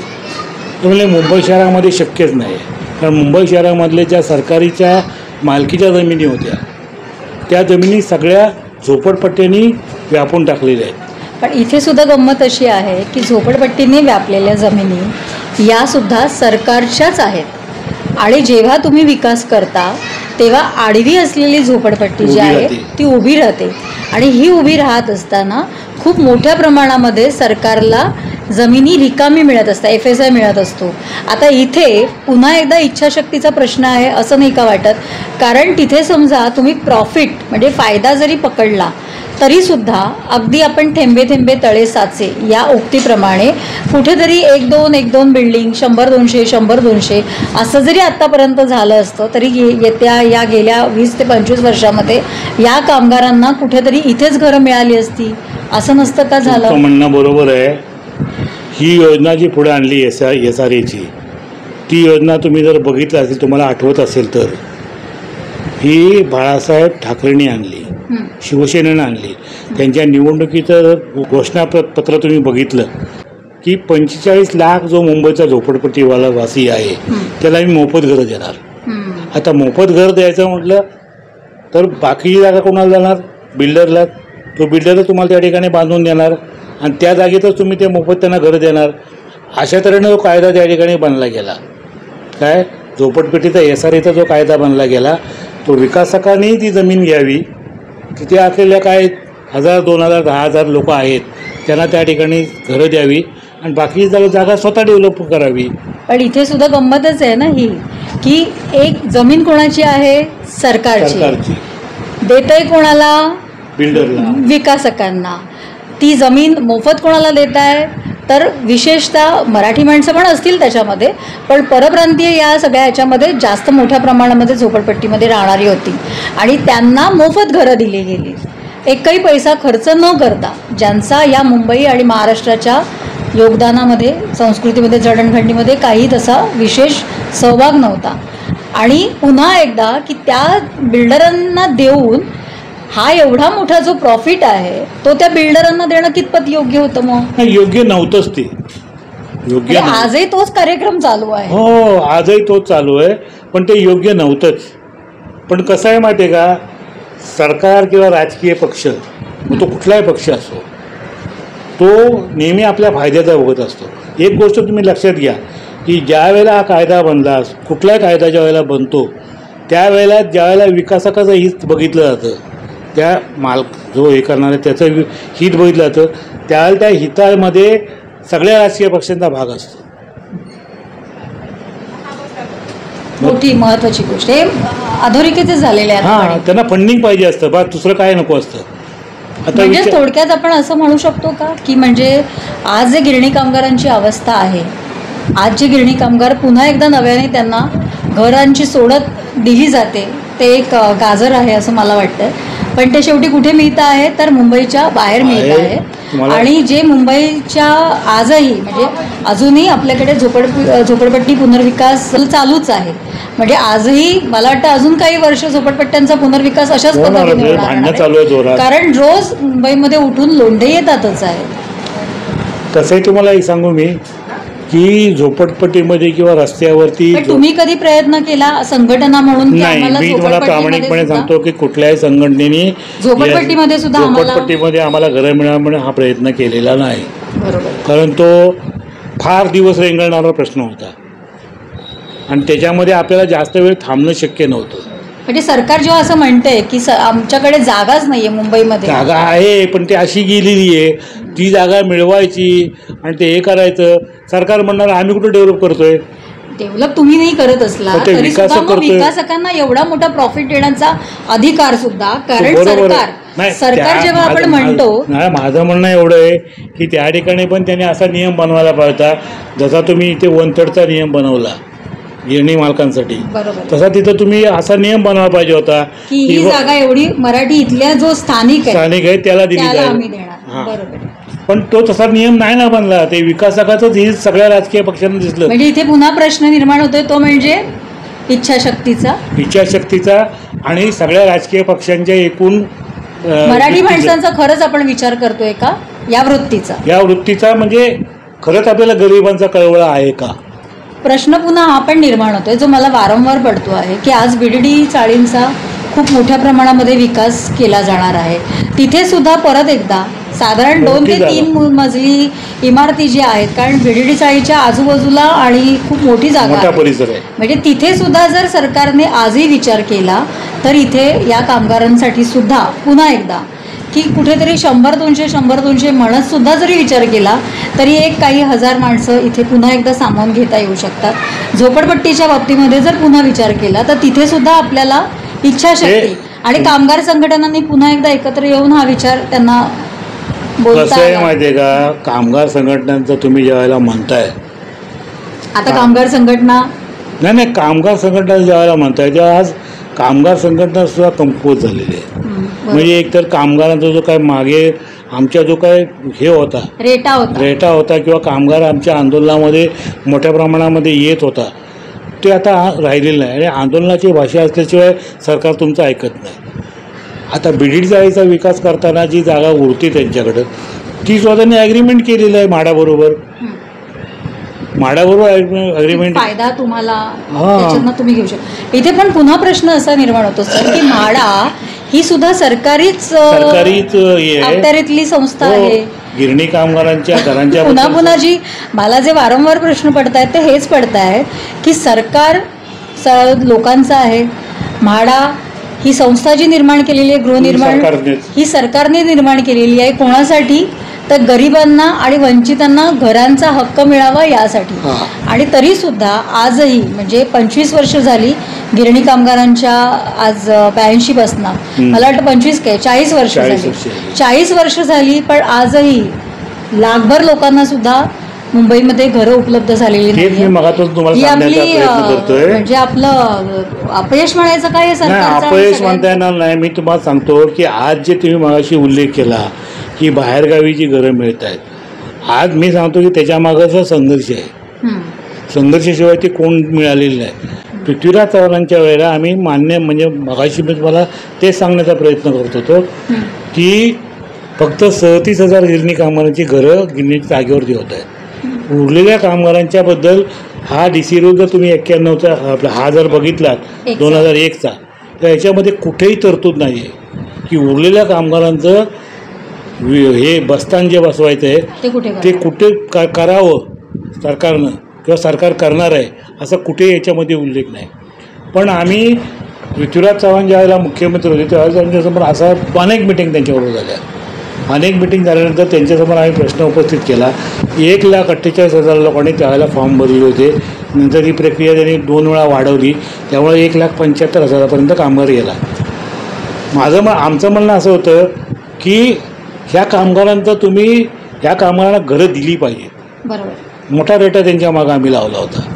आणि मग शेवटी त्यांच्या लक्षामध्ये एक आलं MMRDAनं जी घरं त्या पनवेलला बांधलेली आहेत, म्हणजे पनवेलला बांधली ती सुद्धा कशी बांधलेली आहेत हा परत एक मुद्दा उपस्थित होतो की त्या ठिकाणची जागा जी आहे ती जागा त्यांनी एका बिल्डरला देऊन टाकली. हे मॅरेथॉन म्हणा किंवा दुसरा कोण असेल तो टाटा हाऊसिंग वगैरे, तर या लोकांना जागा त्यांनी दिली. ती कशासाठी दिली? ती जागा सांगतो ना तुम्हाला, पूर्ण सांगतो इतिहास तुम्हाला काय आहे. जागा त्यांनी त्याला दिली आणि त्याला सांगितलं की बाबा ही जागा आम्ही तुला देतोय, पण आम्हाला बाजूला काही ठराविक जागेमध्ये आम्हाला रेंटल हाऊसिंग त्या ठिकाणी बांधून दे. हे बिल्डरने फुकट बांधून दिलं, बरोबर. पण त्या रेंटल हाऊसिंगला त्याच्या मागचा उद्देश असा होता की मुंबई आणि नवी मुंबई वगैरे या परिसरामध्ये जो काही झोपडपट्टीचा पसारा वाढतो आहे ठाण्यामध्ये वगैरे, तो पसारा वाढू नये. कारण लोकांना घर राहायला म्हणून तो झोपडी बांधून राहतो. म्हणून त्या लोकांना त्या ठिकाणी जी घरं बांधली ती 160 चौरस फुटाची घरं बांधली. आतमध्ये सगळं म्हणजे सोयी सगळ्या आतमध्ये ठेवल्या आणि सगळं केलं. पण रेंटल हाऊसिंगला त्या ठिकाणी जायला कोण तयार नाही. कारण तुम्हाला जर सांगायचं म्हणजे परप्रांतीय लोक जे आहेत, म्हणजे मी कोणाचा द्वेष करत नाही, पण त्यांची वृत्तीच पूर्वीच्या लोकांनी बनवून ठेवलेली आहे की मुंबईमध्ये या कुठे झोपडं बांधा ते नंतर कायदेशीर होतं. आता राजकीय पक्ष वाढायला तयारच आहेत. तर हे सगळं होत असतं तेव्हा तुम्ही या इथं कुठं त्या रेंटिंग हाऊसिंगमध्ये जाता 1,000-1,200 रुपये भाडं द्यायला, असं म्हणून तो काम कुणी त्या ठिकाणी गेलं नाही. आणि गेलं वाहतुकीच्या दृष्टीने पण ते जरा अवघडच होतं, पण तरी पण तिकडं कोण गेलंच नाही.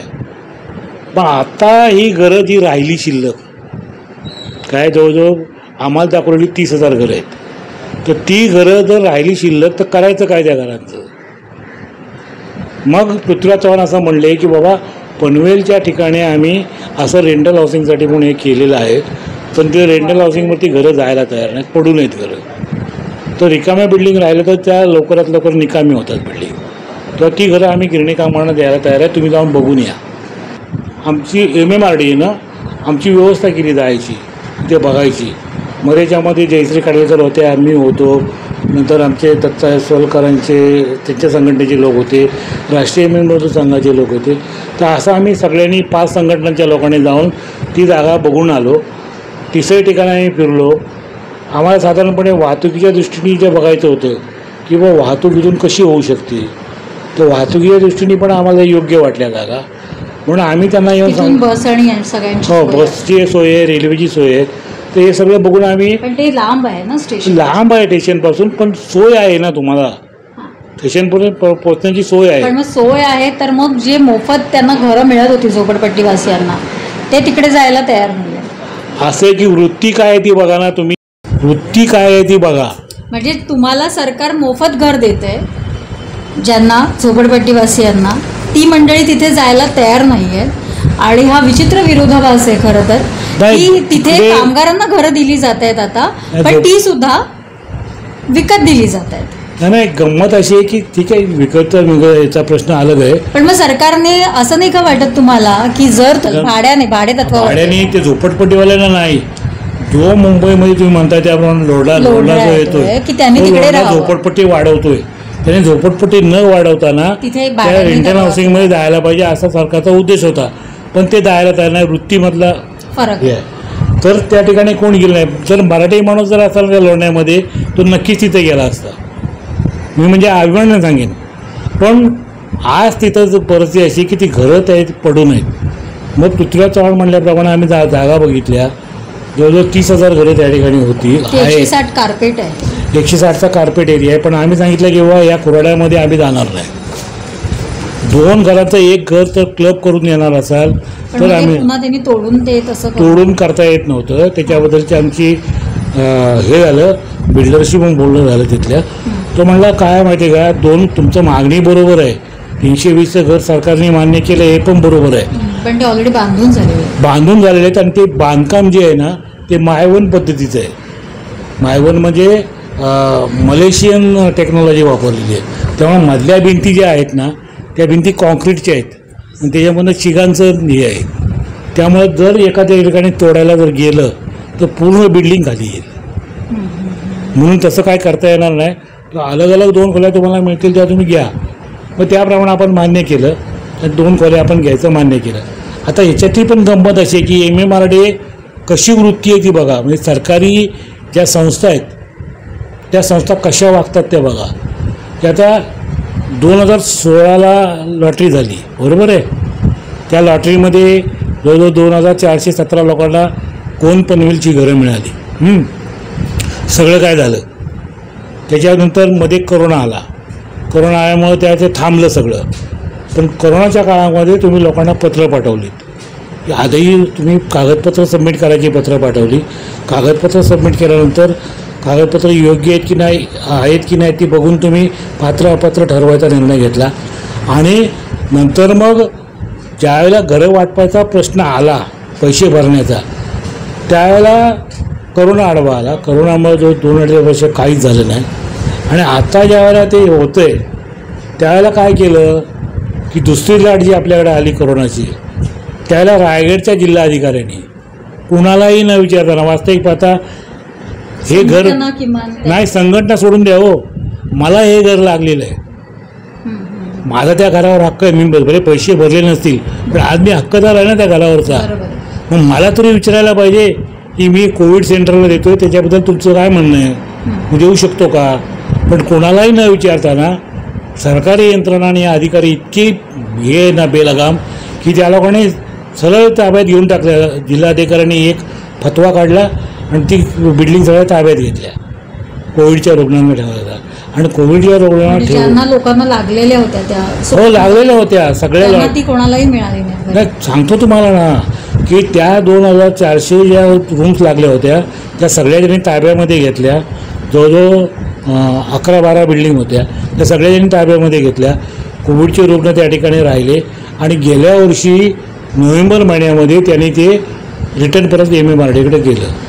आता आम्ही काय म्हटलं, MMRDAचं म्हटलं किंवा MMRDAने आमचं म्हणणं असं होतं की त्या घरांचा ताबडतोबीने ताबा द्यायला सुरुवात करावी. ज्यांना घर लागले त्यांना त्याला पैसे भरायला लोक तयार आहेत. काय लोकांनी तुमच्या पत्राप्रमाणे बँकेमधनं पैसे काढून, कर्ज काढून हे पैसे तुमच्याकडे भरलेले आहेत. काय असं हप्ते सुरू झाले, 2 वर्ष लोक हप्ते भरतायत. तेव्हा त्या लोकांना तुम्ही का सतवताय, का त्यांचं अंत पाहताय. किती लाखाला तेव्हा 6 लाखामध्ये होतं. गंमत अशी झाली की नंतरच्या काळामध्ये आम्ही अनेक वेळेला पाठपुरावा केला पण तिथले अधिकारी ढिम्म आहेत एकदम, काही त्यांना पडलेलं नाही. मग गृहनिर्माण मंत्री आव्हाड साहेबांनी ज्यावेळेला मिटिंग घेतल्या आमच्या, त्या मिटिंगमध्ये हा प्रश्न आम्ही उपस्थित केला. MMRDAचे लोक हजर आहेत, म्हाडाचे लोक हजर आहेत आणि त्यांना आदेश देतात ते की बाबा त्या बिल्डिंगचं जी काही दुरुस्ती झालेली आहे, मेंटेनन्स जे आलेलं आहे ते मेंटेनन्स ताबडतोब करून घ्या. आणि पैसे कुठले वापरून सांगितलं की जे पैसे कामगारांनी तुमच्याकडे भरलेले आहेत त्याच्यामधनं 52 कोटीचा जो खर्च आहे तो 52 कोटीचा फंड तुम्ही त्यातला घ्या आणि ते खर्च करा आणि ताबडतोब दुरुस्त करा आणि 4 महिन्यात गिरणी कामाला ताबा द्या. आज 6 महिने झाले, अजूनपर्यंत त्या ठिकाणी त्या दुरुस्तीबद्दलचं टेंडर नोटीस अजून निघालं नाही. हं. काय हा कारभार आहे? ह्या कारभारावर काय बोलायचं? मंत्र्यांनी आदेश देऊन सुद्धा अधिकारी मानत नाहीत. आणि आता कारण अधिकारी काय पुन्हा म्हणतात, एकदा मग तुम्ही म्हणजे संघटना आता ज्या काही सगळ्या तुम्ही एकत्र येऊन काम करता आहात थोड्याफार प्रमाणामध्ये, तर तिथे पुन्हा एकदा तुम्हाला न्यायालयामध्ये जाण्याचा काही आहे. पण पर्याय उपलब्ध कसं होतो होतं माहिती आहे का, न्यायालयात जायला काय हरकत नाही. न्यायालयात जायला हा अंतिम पर्याय असतो.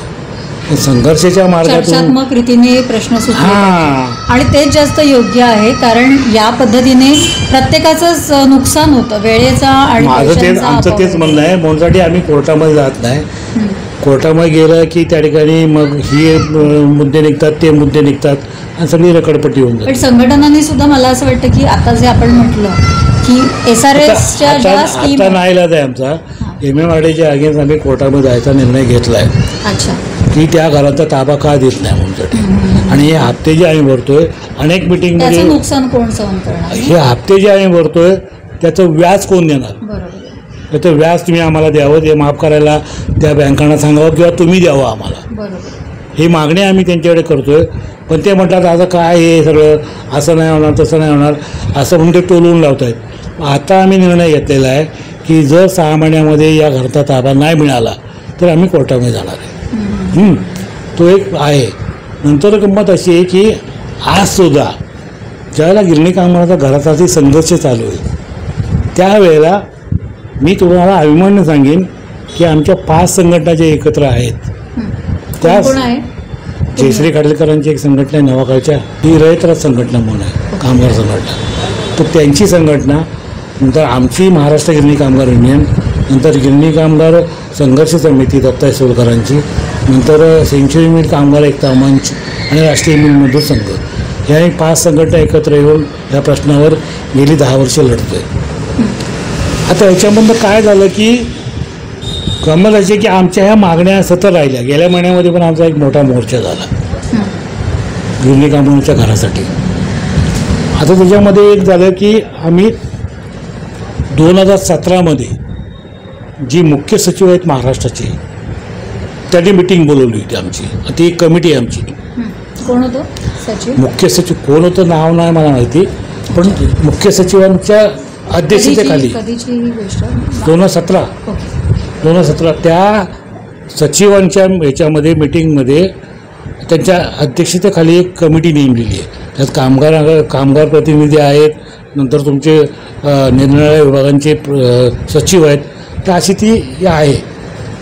तर गंमत अशी आली की 2017मध्ये त्यांनी असा आदेश दिला की ठाणे रायगड या 2 जिल्ह्यामध्ये ज्या शासकीय जमिनी आहेत त्या मोकळ्या जमिनी ज्या आहेत त्या जमिनीची पाहणी कामगार संघटनाबरोबर करून त्यांना जर पसंत असतील तर त्या गिरणींच्याबद्दलचं सरकारला कळवा. त्याप्रमाणे आम्ही 2017ला तिथल्या कलेक्टर तहसीलदार अशा सगळ्यांना घेऊन आम्ही तिथल्या जमिनींची पाहणी केली. जवळजवळ 184 एकर जमीन आम्ही बघितली. त्यातमध्ये पनवेलची जमीन नाही, फक्त ठाणे जिल्हा कल्याण अशी ती जमीन आहे. अंबरनाथ तर या ठिकाणच्या जमिनी आम्ही बघितल्या. 184 एकर जमीन होत्या. आणि फायनल जो निर्णय आला महसूल खात्याचा तो आत्ता नोव्हेंबरमध्ये आला. तो नोव्हेंबरमध्ये असा आदेश आला ह्या ज्या जमिनी यांनी मागितलेल्या आहेत त्याच्यामधल्या बाकीच्या काही जमिनीवरती अंशतः किंवा पूर्ण असा त्या ठिकाणी रिझर्वेशन आहे, तेव्हा त्या जमिनी काय देता येणार नाही.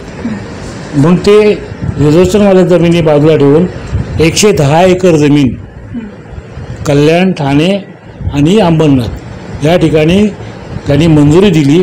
आज ती जमीन 1-2 महिन्यामध्ये म्हाडाकडे हस्तांतरित होईल. तिसरी गोष्ट की आमच्या रेट्यामुळं आम्ही जे मोर्चे काढतोय, आंदोलनं करतोय, त्याच्यामुळं ही आता परवा गेल्या गुरुवारी आमची आव्हाड साहेबांबरोबर मिटिंग झाली. गृहनिर्माण सचिव त्या ठिकाणी होते म्हैसकर म्हणून, नंतर म्हाडाचे अधिकारी होते, MMRDचे अधिकारी होते आणि सगळ्यांसमोर एक मिटिंग झाली. त्याच्यामध्ये सरकारच्या वतीने अनाऊन्स केलं की मुंबईमध्ये जे पंतप्रधान आवास योजना राबवली जाते मुंबई आणि परिसरामध्ये, तर त्या योजनेमधली घरं जात नाहीत. त्याचं कारण असं आहे की त्याच्यामध्ये जी अटी टाकलेली आहेत त्या अटी एवढ्या कडक आहेत. 15 वर्ष महाराष्ट्रामध्ये तुमचं वास्तव्य पाहिजे, तुमचा पगार वार्षिक उत्पन्न 25,000च्या खाली पाहिजे. नंतर तुमचं महाराष्ट्रामध्ये काय देशामध्ये कुठेही घर नको तुमच्या नावावरती.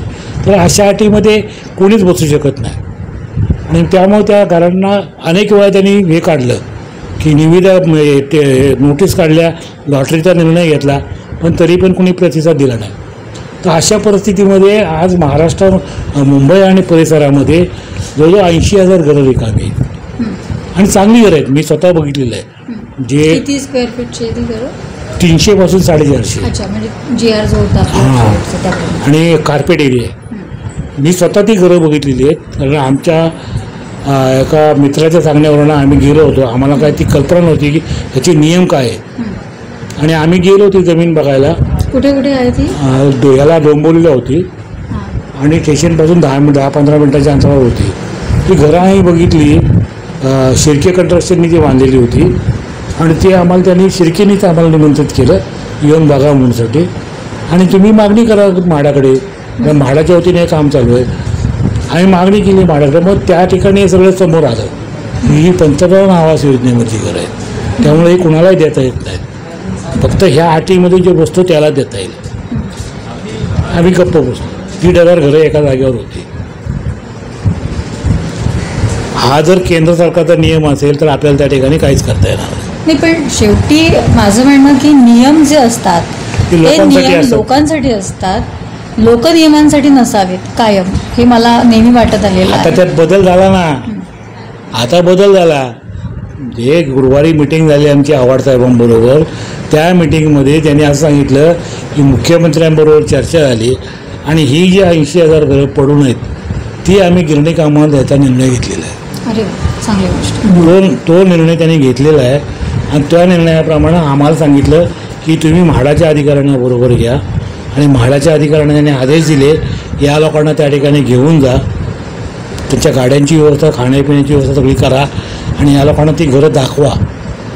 350 ते 450 स्क्वेअर फुटाची घरं आहेत, सगळ्या सोयी आतमध्ये आहेत. तर ही घरं आम्हाला त्यांनी दाखवली आणि जर पसंत पडली तर आम्ही बघणार आहे. आमच्या साधारणपणे मला आजच सकाळी कळलं की ती घरं साधारणपणे वसईला एक स्पॉट आहे, त्या ठिकाणी ती घरं आहेत. नंतर या ठिकाणी वांगणी वगैरे तिकडं असे आहेत घरं. तो नेरळला आहेत वगैरे. तर ठीक आहे, बघतो आहे आम्ही की ती ह्याच्यापासून रेल्वे स्टेशनच्यापासून किती अंतरावरती आहे. म्हणजे फ्रिक्वेन्सी तर पाहिजे. लोक कामधंद्याने मुंबईतच येणार, तो मुंबईच्या बाहेर कुठे जाणार नाही. साधारण माझं तर तेच म्हणणं की पनवेल आणि रायगड आणि ठाण्याची जी जागा आहे या बघितल्या तर 2 ते 4 किलोमीटरच्या अंतरावरती आहे. हो, मग तेच ना. मग कसं आहे, तिकडे पुन्हा स्टेशन पासून तुम्हाला आतमध्ये जायला, तुम्हाला माहिती ठाणा आणि ह्या सगळ्या ठिकाणी, म्हणजे मुंबई आपली शहर सोडलं तर जिथे 18 आणि आता 25 आणि 18-21 वगैरे अशा पद्धतीची भाडी सुरू होतात, तिकडे तुम्हाला 60 रुपये आणि 100 रुपये जर रिक्षाला एका वेळेला द्यावे लागले कामगारांना. गंमत अशी आहे, तुम्ही म्हणताय हे बरोबर आहे, पण आम्ही ज्या जागा बघितलेल्या आहेत ठाण्यामधल्या, अंबरनाथमधल्या, कल्याणमधल्या, त्या ठिकाणी बसची फ्रिक्वेन्सी आहे ना. अच्छा, नाही ठाणे अंबरनाथ नाही, आत्ता जी मे महिन्यामध्ये सोडत निघणार आहे, म्हणजे अजून तरी निघालेली नाही, पनवेल, रायगड आणि ठाण्याची. पनवेल, रायगड, ठाणा सोडून द्या. ठाण्याचं ते राजगोळी म्हणून गाव आहे, ते आहे ॲक्च्युअल कल्याणच्या जवळ. कल्याणपासून 15 मिनिटाच्या अंतरावरती टाटा हाऊसिंगची घरं आहेत. सगळ्यात जास्त घरं तिथंच आहे, 1000च्या वर घरं आहेत. तर ती जागासुद्धा काय कल्याण स्टेशनपासून फार लांब आहे अशातला भाग नाही. कसं आहे माहिती आहे का, झालं आहे कसं माहिती आहे का, समजा आता एक करूर स्टेशन आहे बाजूला, ह्याच्या बाजूचा जो डेव्हलपमेंट होती ती होतेच ना, आणि ती फार पूर्वी झालेली आहे. कधी 50 वर्षापूर्वी, 40 वर्षापूर्वी, 70 वर्षापूर्वी झालेली आहे. आता पनवेलचा जो तुम्ही जे म्हणताय किंवा ठाण्याचं म्हणताय 4 किलोमीटरच्या अंतरावरती आहे. 4 किलोमीटर मला सांगा तुम्ही, आम्ही जर बघितलं तर भांडूपला तुम्ही गेलात, घाटकोपरला गेलात, जोगेश्वरीला गेलात किंवा कुठल्याही गोरेगाव उपनगरामध्ये गेलात तर त्या ठिकाणी ज्या झोपड्या तयार झाल्या आणि त्या आता सरकारने SRA मध्ये घेतल्या, त्या झोपड्या पण तयार झाल्या, त्या किती अंतरावरती आहेत, बरोबर आहे.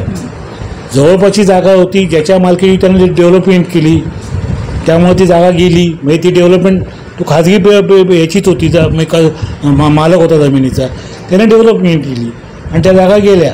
आता जोगेश्वरीला तर करोना साऊ कंपनी होती, CSC बुटाची कंपनी, तर त्या कंपनीला स्टेशनच्या बाजून 5 मिनिटाच्या अंतरावर होती.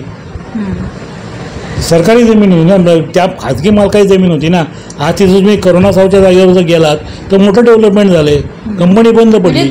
तरी म्हणजे माझं म्हणणं की एकूण आजही तुमचा हा प्रयत्न आहे की कामगारांना स्टेशनच्या जवळपास हां, आणि आगामी काळामध्ये पण तुम्ही त्या दृष्टीने प्रयत्न कराल की मुंबईमध्ये सुद्धा जसं तुम्ही म्हटलात की पंतप्रधान आवास योजना आहे किंवा अजून आता झोपडपट्टींचा आपण विषय बोललो किंवा BDD चाळींचा विकास आहे, तर तिथे सुद्धा एक तुम्हाला जागा निर्माण झालेली की तिथे तुम्ही बोलू शकतो. आम्ही बोलण्याबद्दल काही नाही, मागणी करू आम्ही, सगळं काय करू, पण त्याच्यामध्ये आता ह्याच्या अगोदर त्याची ॲग्रीमेंट झालेली आहे.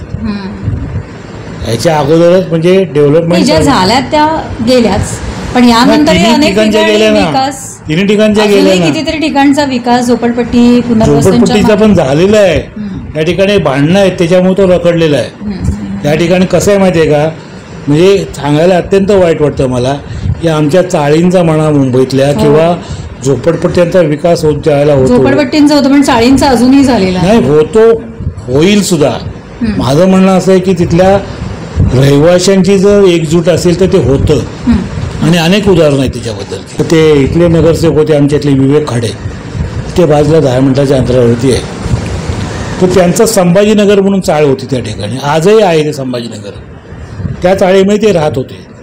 काय नगरसेवक असताना सुद्धा 10 वर्ष त्या चाळीतच राहिली, आणि शेवटी त्यांनी स्वतः पुढाकार घेतला स्वतः, आणि त्या ठिकाणी असं केलं की लोकांना जवळजवळ 300 स्क्वेअर फूटचं घर, त्या ठिकाणी 10 बाय 15च्या खोल्या होत्या, 10 बाय 16च्या होत्या, तर त्या ठिकाणी त्यांना असं केलं 300 स्क्वेअर फूटचं घर दिलं आणि डेव्हलप केली रस्त्याची बाजू.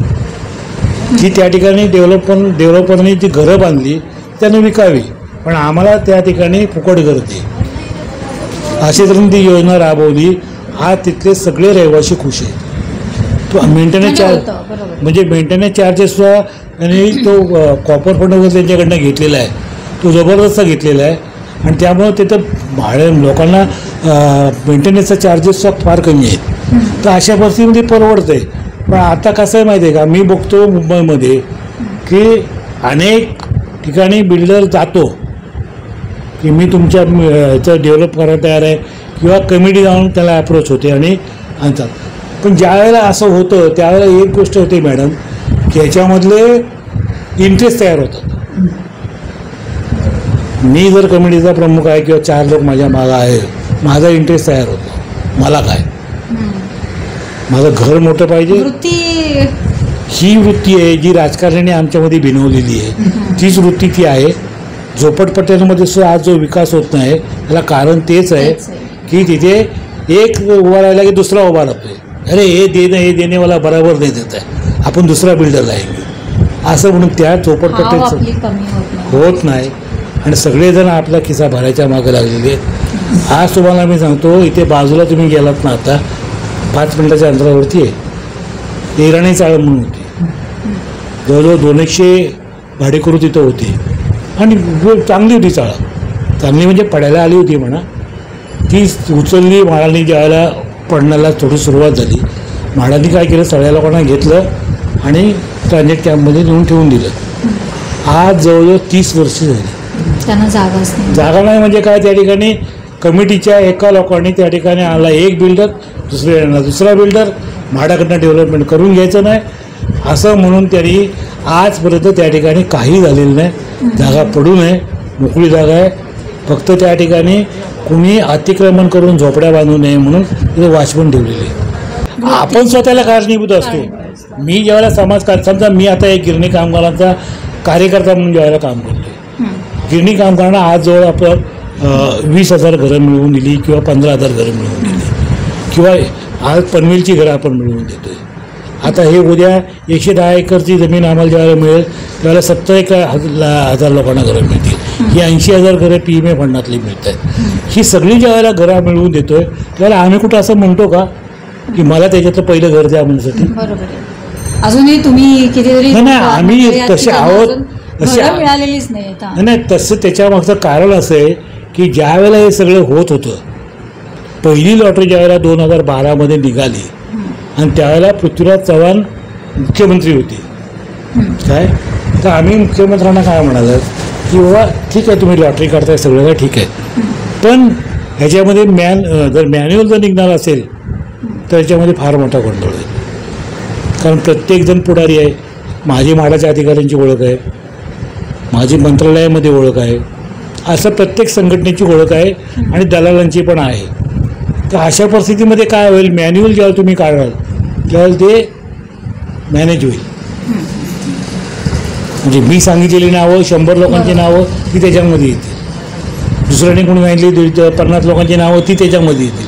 पण जो गिरणी कामगाराला ज्या मिळालं पाहिजे म्हणजे त्याला प्रॉपरच मिळणार आहेत ते घरं, दुसऱ्या कोणाला मिळणार आहे कागदपत्र चेक केल्याशिवाय मिळत नाही. तर अशा परिस्थितीमध्ये तुम्ही एकच काम करा की ही लॉटरी कशी वेगळ्या पद्धतीने होईल हे बघा. बहुत स्वतः ते BA आणि अमेरिकेमध्ये शिकून आलेले आहेत, त्यामुळे त्याचा थोडा एक्सपिरियन्स त्याच्यामधला होता. मग त्याने दिल्लीवरनं काही लोकांना बोलवलं, एक्सपर्ट लोकांना कॉम्प्युटरच्या क्षेत्रामधले, काही मुंबईतले IIT मधले घेतले आणि त्यांच्यामधनं घेऊन त्यांनी एक असं तयार केलं की ही लॉटरी कॉम्प्युटर पद्धतीने निघाली पाहिजे. आज कसं होतं, ज्यावेळेला लॉटरी असते त्यावेळेला सगळ्या त्या गिरणीमध्ये काम करणाऱ्या कामगारांची नावं त्यातमध्ये टाकली जातात, फॉर्म भरलेले काय मिक्सिंग होते ते सगळे कॉम्प्युटरमध्ये आणि मिक्सिंग होऊन त्याच्यामध्ये एक नाव बाहेर येत असतं. त्यावेळेस हात लावण्याचा प्रश्नच येत नाही आणि सगळ्यांच्यात एकच लॉटरी होते, त्यामुळे ते मॅनेज होत नाही. त्यामुळे कसं झालं की हे सगळं अशा तऱ्हेनं चाललेलं आहे. आता गंमत अशी आहे की म्हणजे ही घरं आता आम्हाला घर मागितलं असतं तर राखीव कोटा म्हणून दिलं असतं. समजा मला घर मिळालं, माझ्या 10 कार्यकर्त्यांना घर मिळालं, आंदोलनाचा बाहेर फेकला गेला, मी पण आंदोलनात कदाचित बाहेर जाईन. मला घर मिळालं, माझा काय स्वार्थ राहिला आता, म्हणून मी पण कदाचित आंदोलनात बाहेर होऊन जाईल. ही कॉम्प्युटर सिस्टीम आल्यामुळे आजपर्यंत आम्हाला घर मिळाले. बरं, आमची वृत्ती अशीच नाहीच आहे की बाबा ह्या लॉटरीमध्ये माझा नंबर लाव, त्या लॉटरीमध्ये नंबर लाव, असं आमचे आजही म्हणणं नाही. आम्ही आहोत, मुंबईमध्ये आहोत ना, ठीक आहे, उद्या जरी मुंबईतलं घर आम्हाला मिळालं तरी आमच्या मुलाबाळांना तिकडचं घर आम्ही देऊन टाकू, पण मुंबईतलं घर आम्ही आमचं आहे ना मालकीचं, तर ते होईल. पण गंमत अशी आहे की हे सगळं झाल्यामुळं आजही कार्यकर्त्यांचं आम्ही डेव्हलपमेंट करू शकलो नाही. आज तुम्हाला सांगतो कार्यकर्ता आमचा जो आहे तो कार्यकर्ता आमच्या नावाने ओरडतोय. आम्हाला का नाही, जे लोक कधी मोर्चाला नसतात, आंदोलनात नसतात, त्या लोकांना घरं लागली आणि आम्हाला का नाही, त्यांची समजूत काढता काढता आम्हाला नको होतं. तर शेवटी होणार आहे, प्रक्रिया सगळी चालू राहणार आहे, बघूया काय होतं ते. सर, म्हणजे आता मी काय म्हणू, कारण खूप दीर्घ मुलाखत तुम्ही दिलेली आहे, वेळ काढलात तुम्ही आणि खूप साऱ्या गोष्टी तुम्ही आज उलगडून सांगितल्यात ज्या आता म्हणजे अनेक व्हिडिओ आत्तापर्यंत आलेले आहेत, पण पुन्हा एकदा नव्याने या विषयावरती बोलावं असं मला वाटलं. आणि कारण गिरणींच्या घरांचा जेव्हा प्रश्न येतो आणि मराठी माणसाचा जेव्हा प्रश्न येतो तेव्हा कायम असं वाटत राहतं की आज मराठी टक्का कमी होतोय तर तो इथेच राहायला पाहिजे. एकूणच या सगळ्या प्रश्नावरती तुम्ही खूप छान मार्गदर्शन, माहिती दिलीत आणि तुमच्या पुढच्या ज्या काही योजना आहेत त्याबद्दल पण आम्हाला सांगितलं. तर त्यासाठी तुमचे मनपूर्वक आभार की तुम्ही इतका वेळ काढलात आणि तुम्ही छानशी माहिती सांगितली. आणि शुभेच्छा आहेत तुम्हाला सगळ्यांना की लवकरात लवकर प्रत्येक गिरणी कामगाराला, मराठी माणसाला किंवा अगदी अमराठी असेल पण तो इथे वर्षानुवर्ष राहिलेला स्थानिक, त्या प्रत्येक माणसाला इथे त्याचं हक्काचं घर राबलेलं आहे, त्याचं घर मिळवू दे आणि त्याला मुंबईच्या महाराष्ट्राच्या विकासात सहभाग आहे ना. बरोबर आहे. बरं, प्रांतात जरी म्हणून मी म्हटलं की साधारण एक 50-60 वर्ष झालेला माणूस असेल इथे तर त्या माणसाचा सुद्धा तेवढाच अधिकार आहे, कारण तो या मातीमध्ये राबलाय, झटलाय, त्याच्या भल्यासाठी आला. पण राबला शेवटी विकास कोणा झाला, मुंबईचा आणि महाराष्ट्राचाच ना. तर गंमत अशी आहे की आता प्रश्न असा निर्माण होतो की बरेचसे गिरणी कामगार हे आज अस्तित्वात नाही, म्हणजे सोडूनच गेलेले आहेत. तर त्यांचं काय करायचं, त्यांचा संपर्क नाही. त्यांनी फॉर्म भरलेले आहेत घर मिळावं म्हणून, पण आम्ही त्याच्यामध्ये व्यवस्था अशी करून घेतली की त्या कामगाराचा जो वारस आहे, बायको असतील, मुलं असतील किंवा लग्नालेली मुलगी असेल तर त्यांना त्याच्या पश्चात हे घर मिळालं पाहिजे आणि ते होतं आहे. तुमचे पुनःपूर्वक आभार सर पुन्हा एकदा की तुम्ही वेळ काढला. आभारी आहे.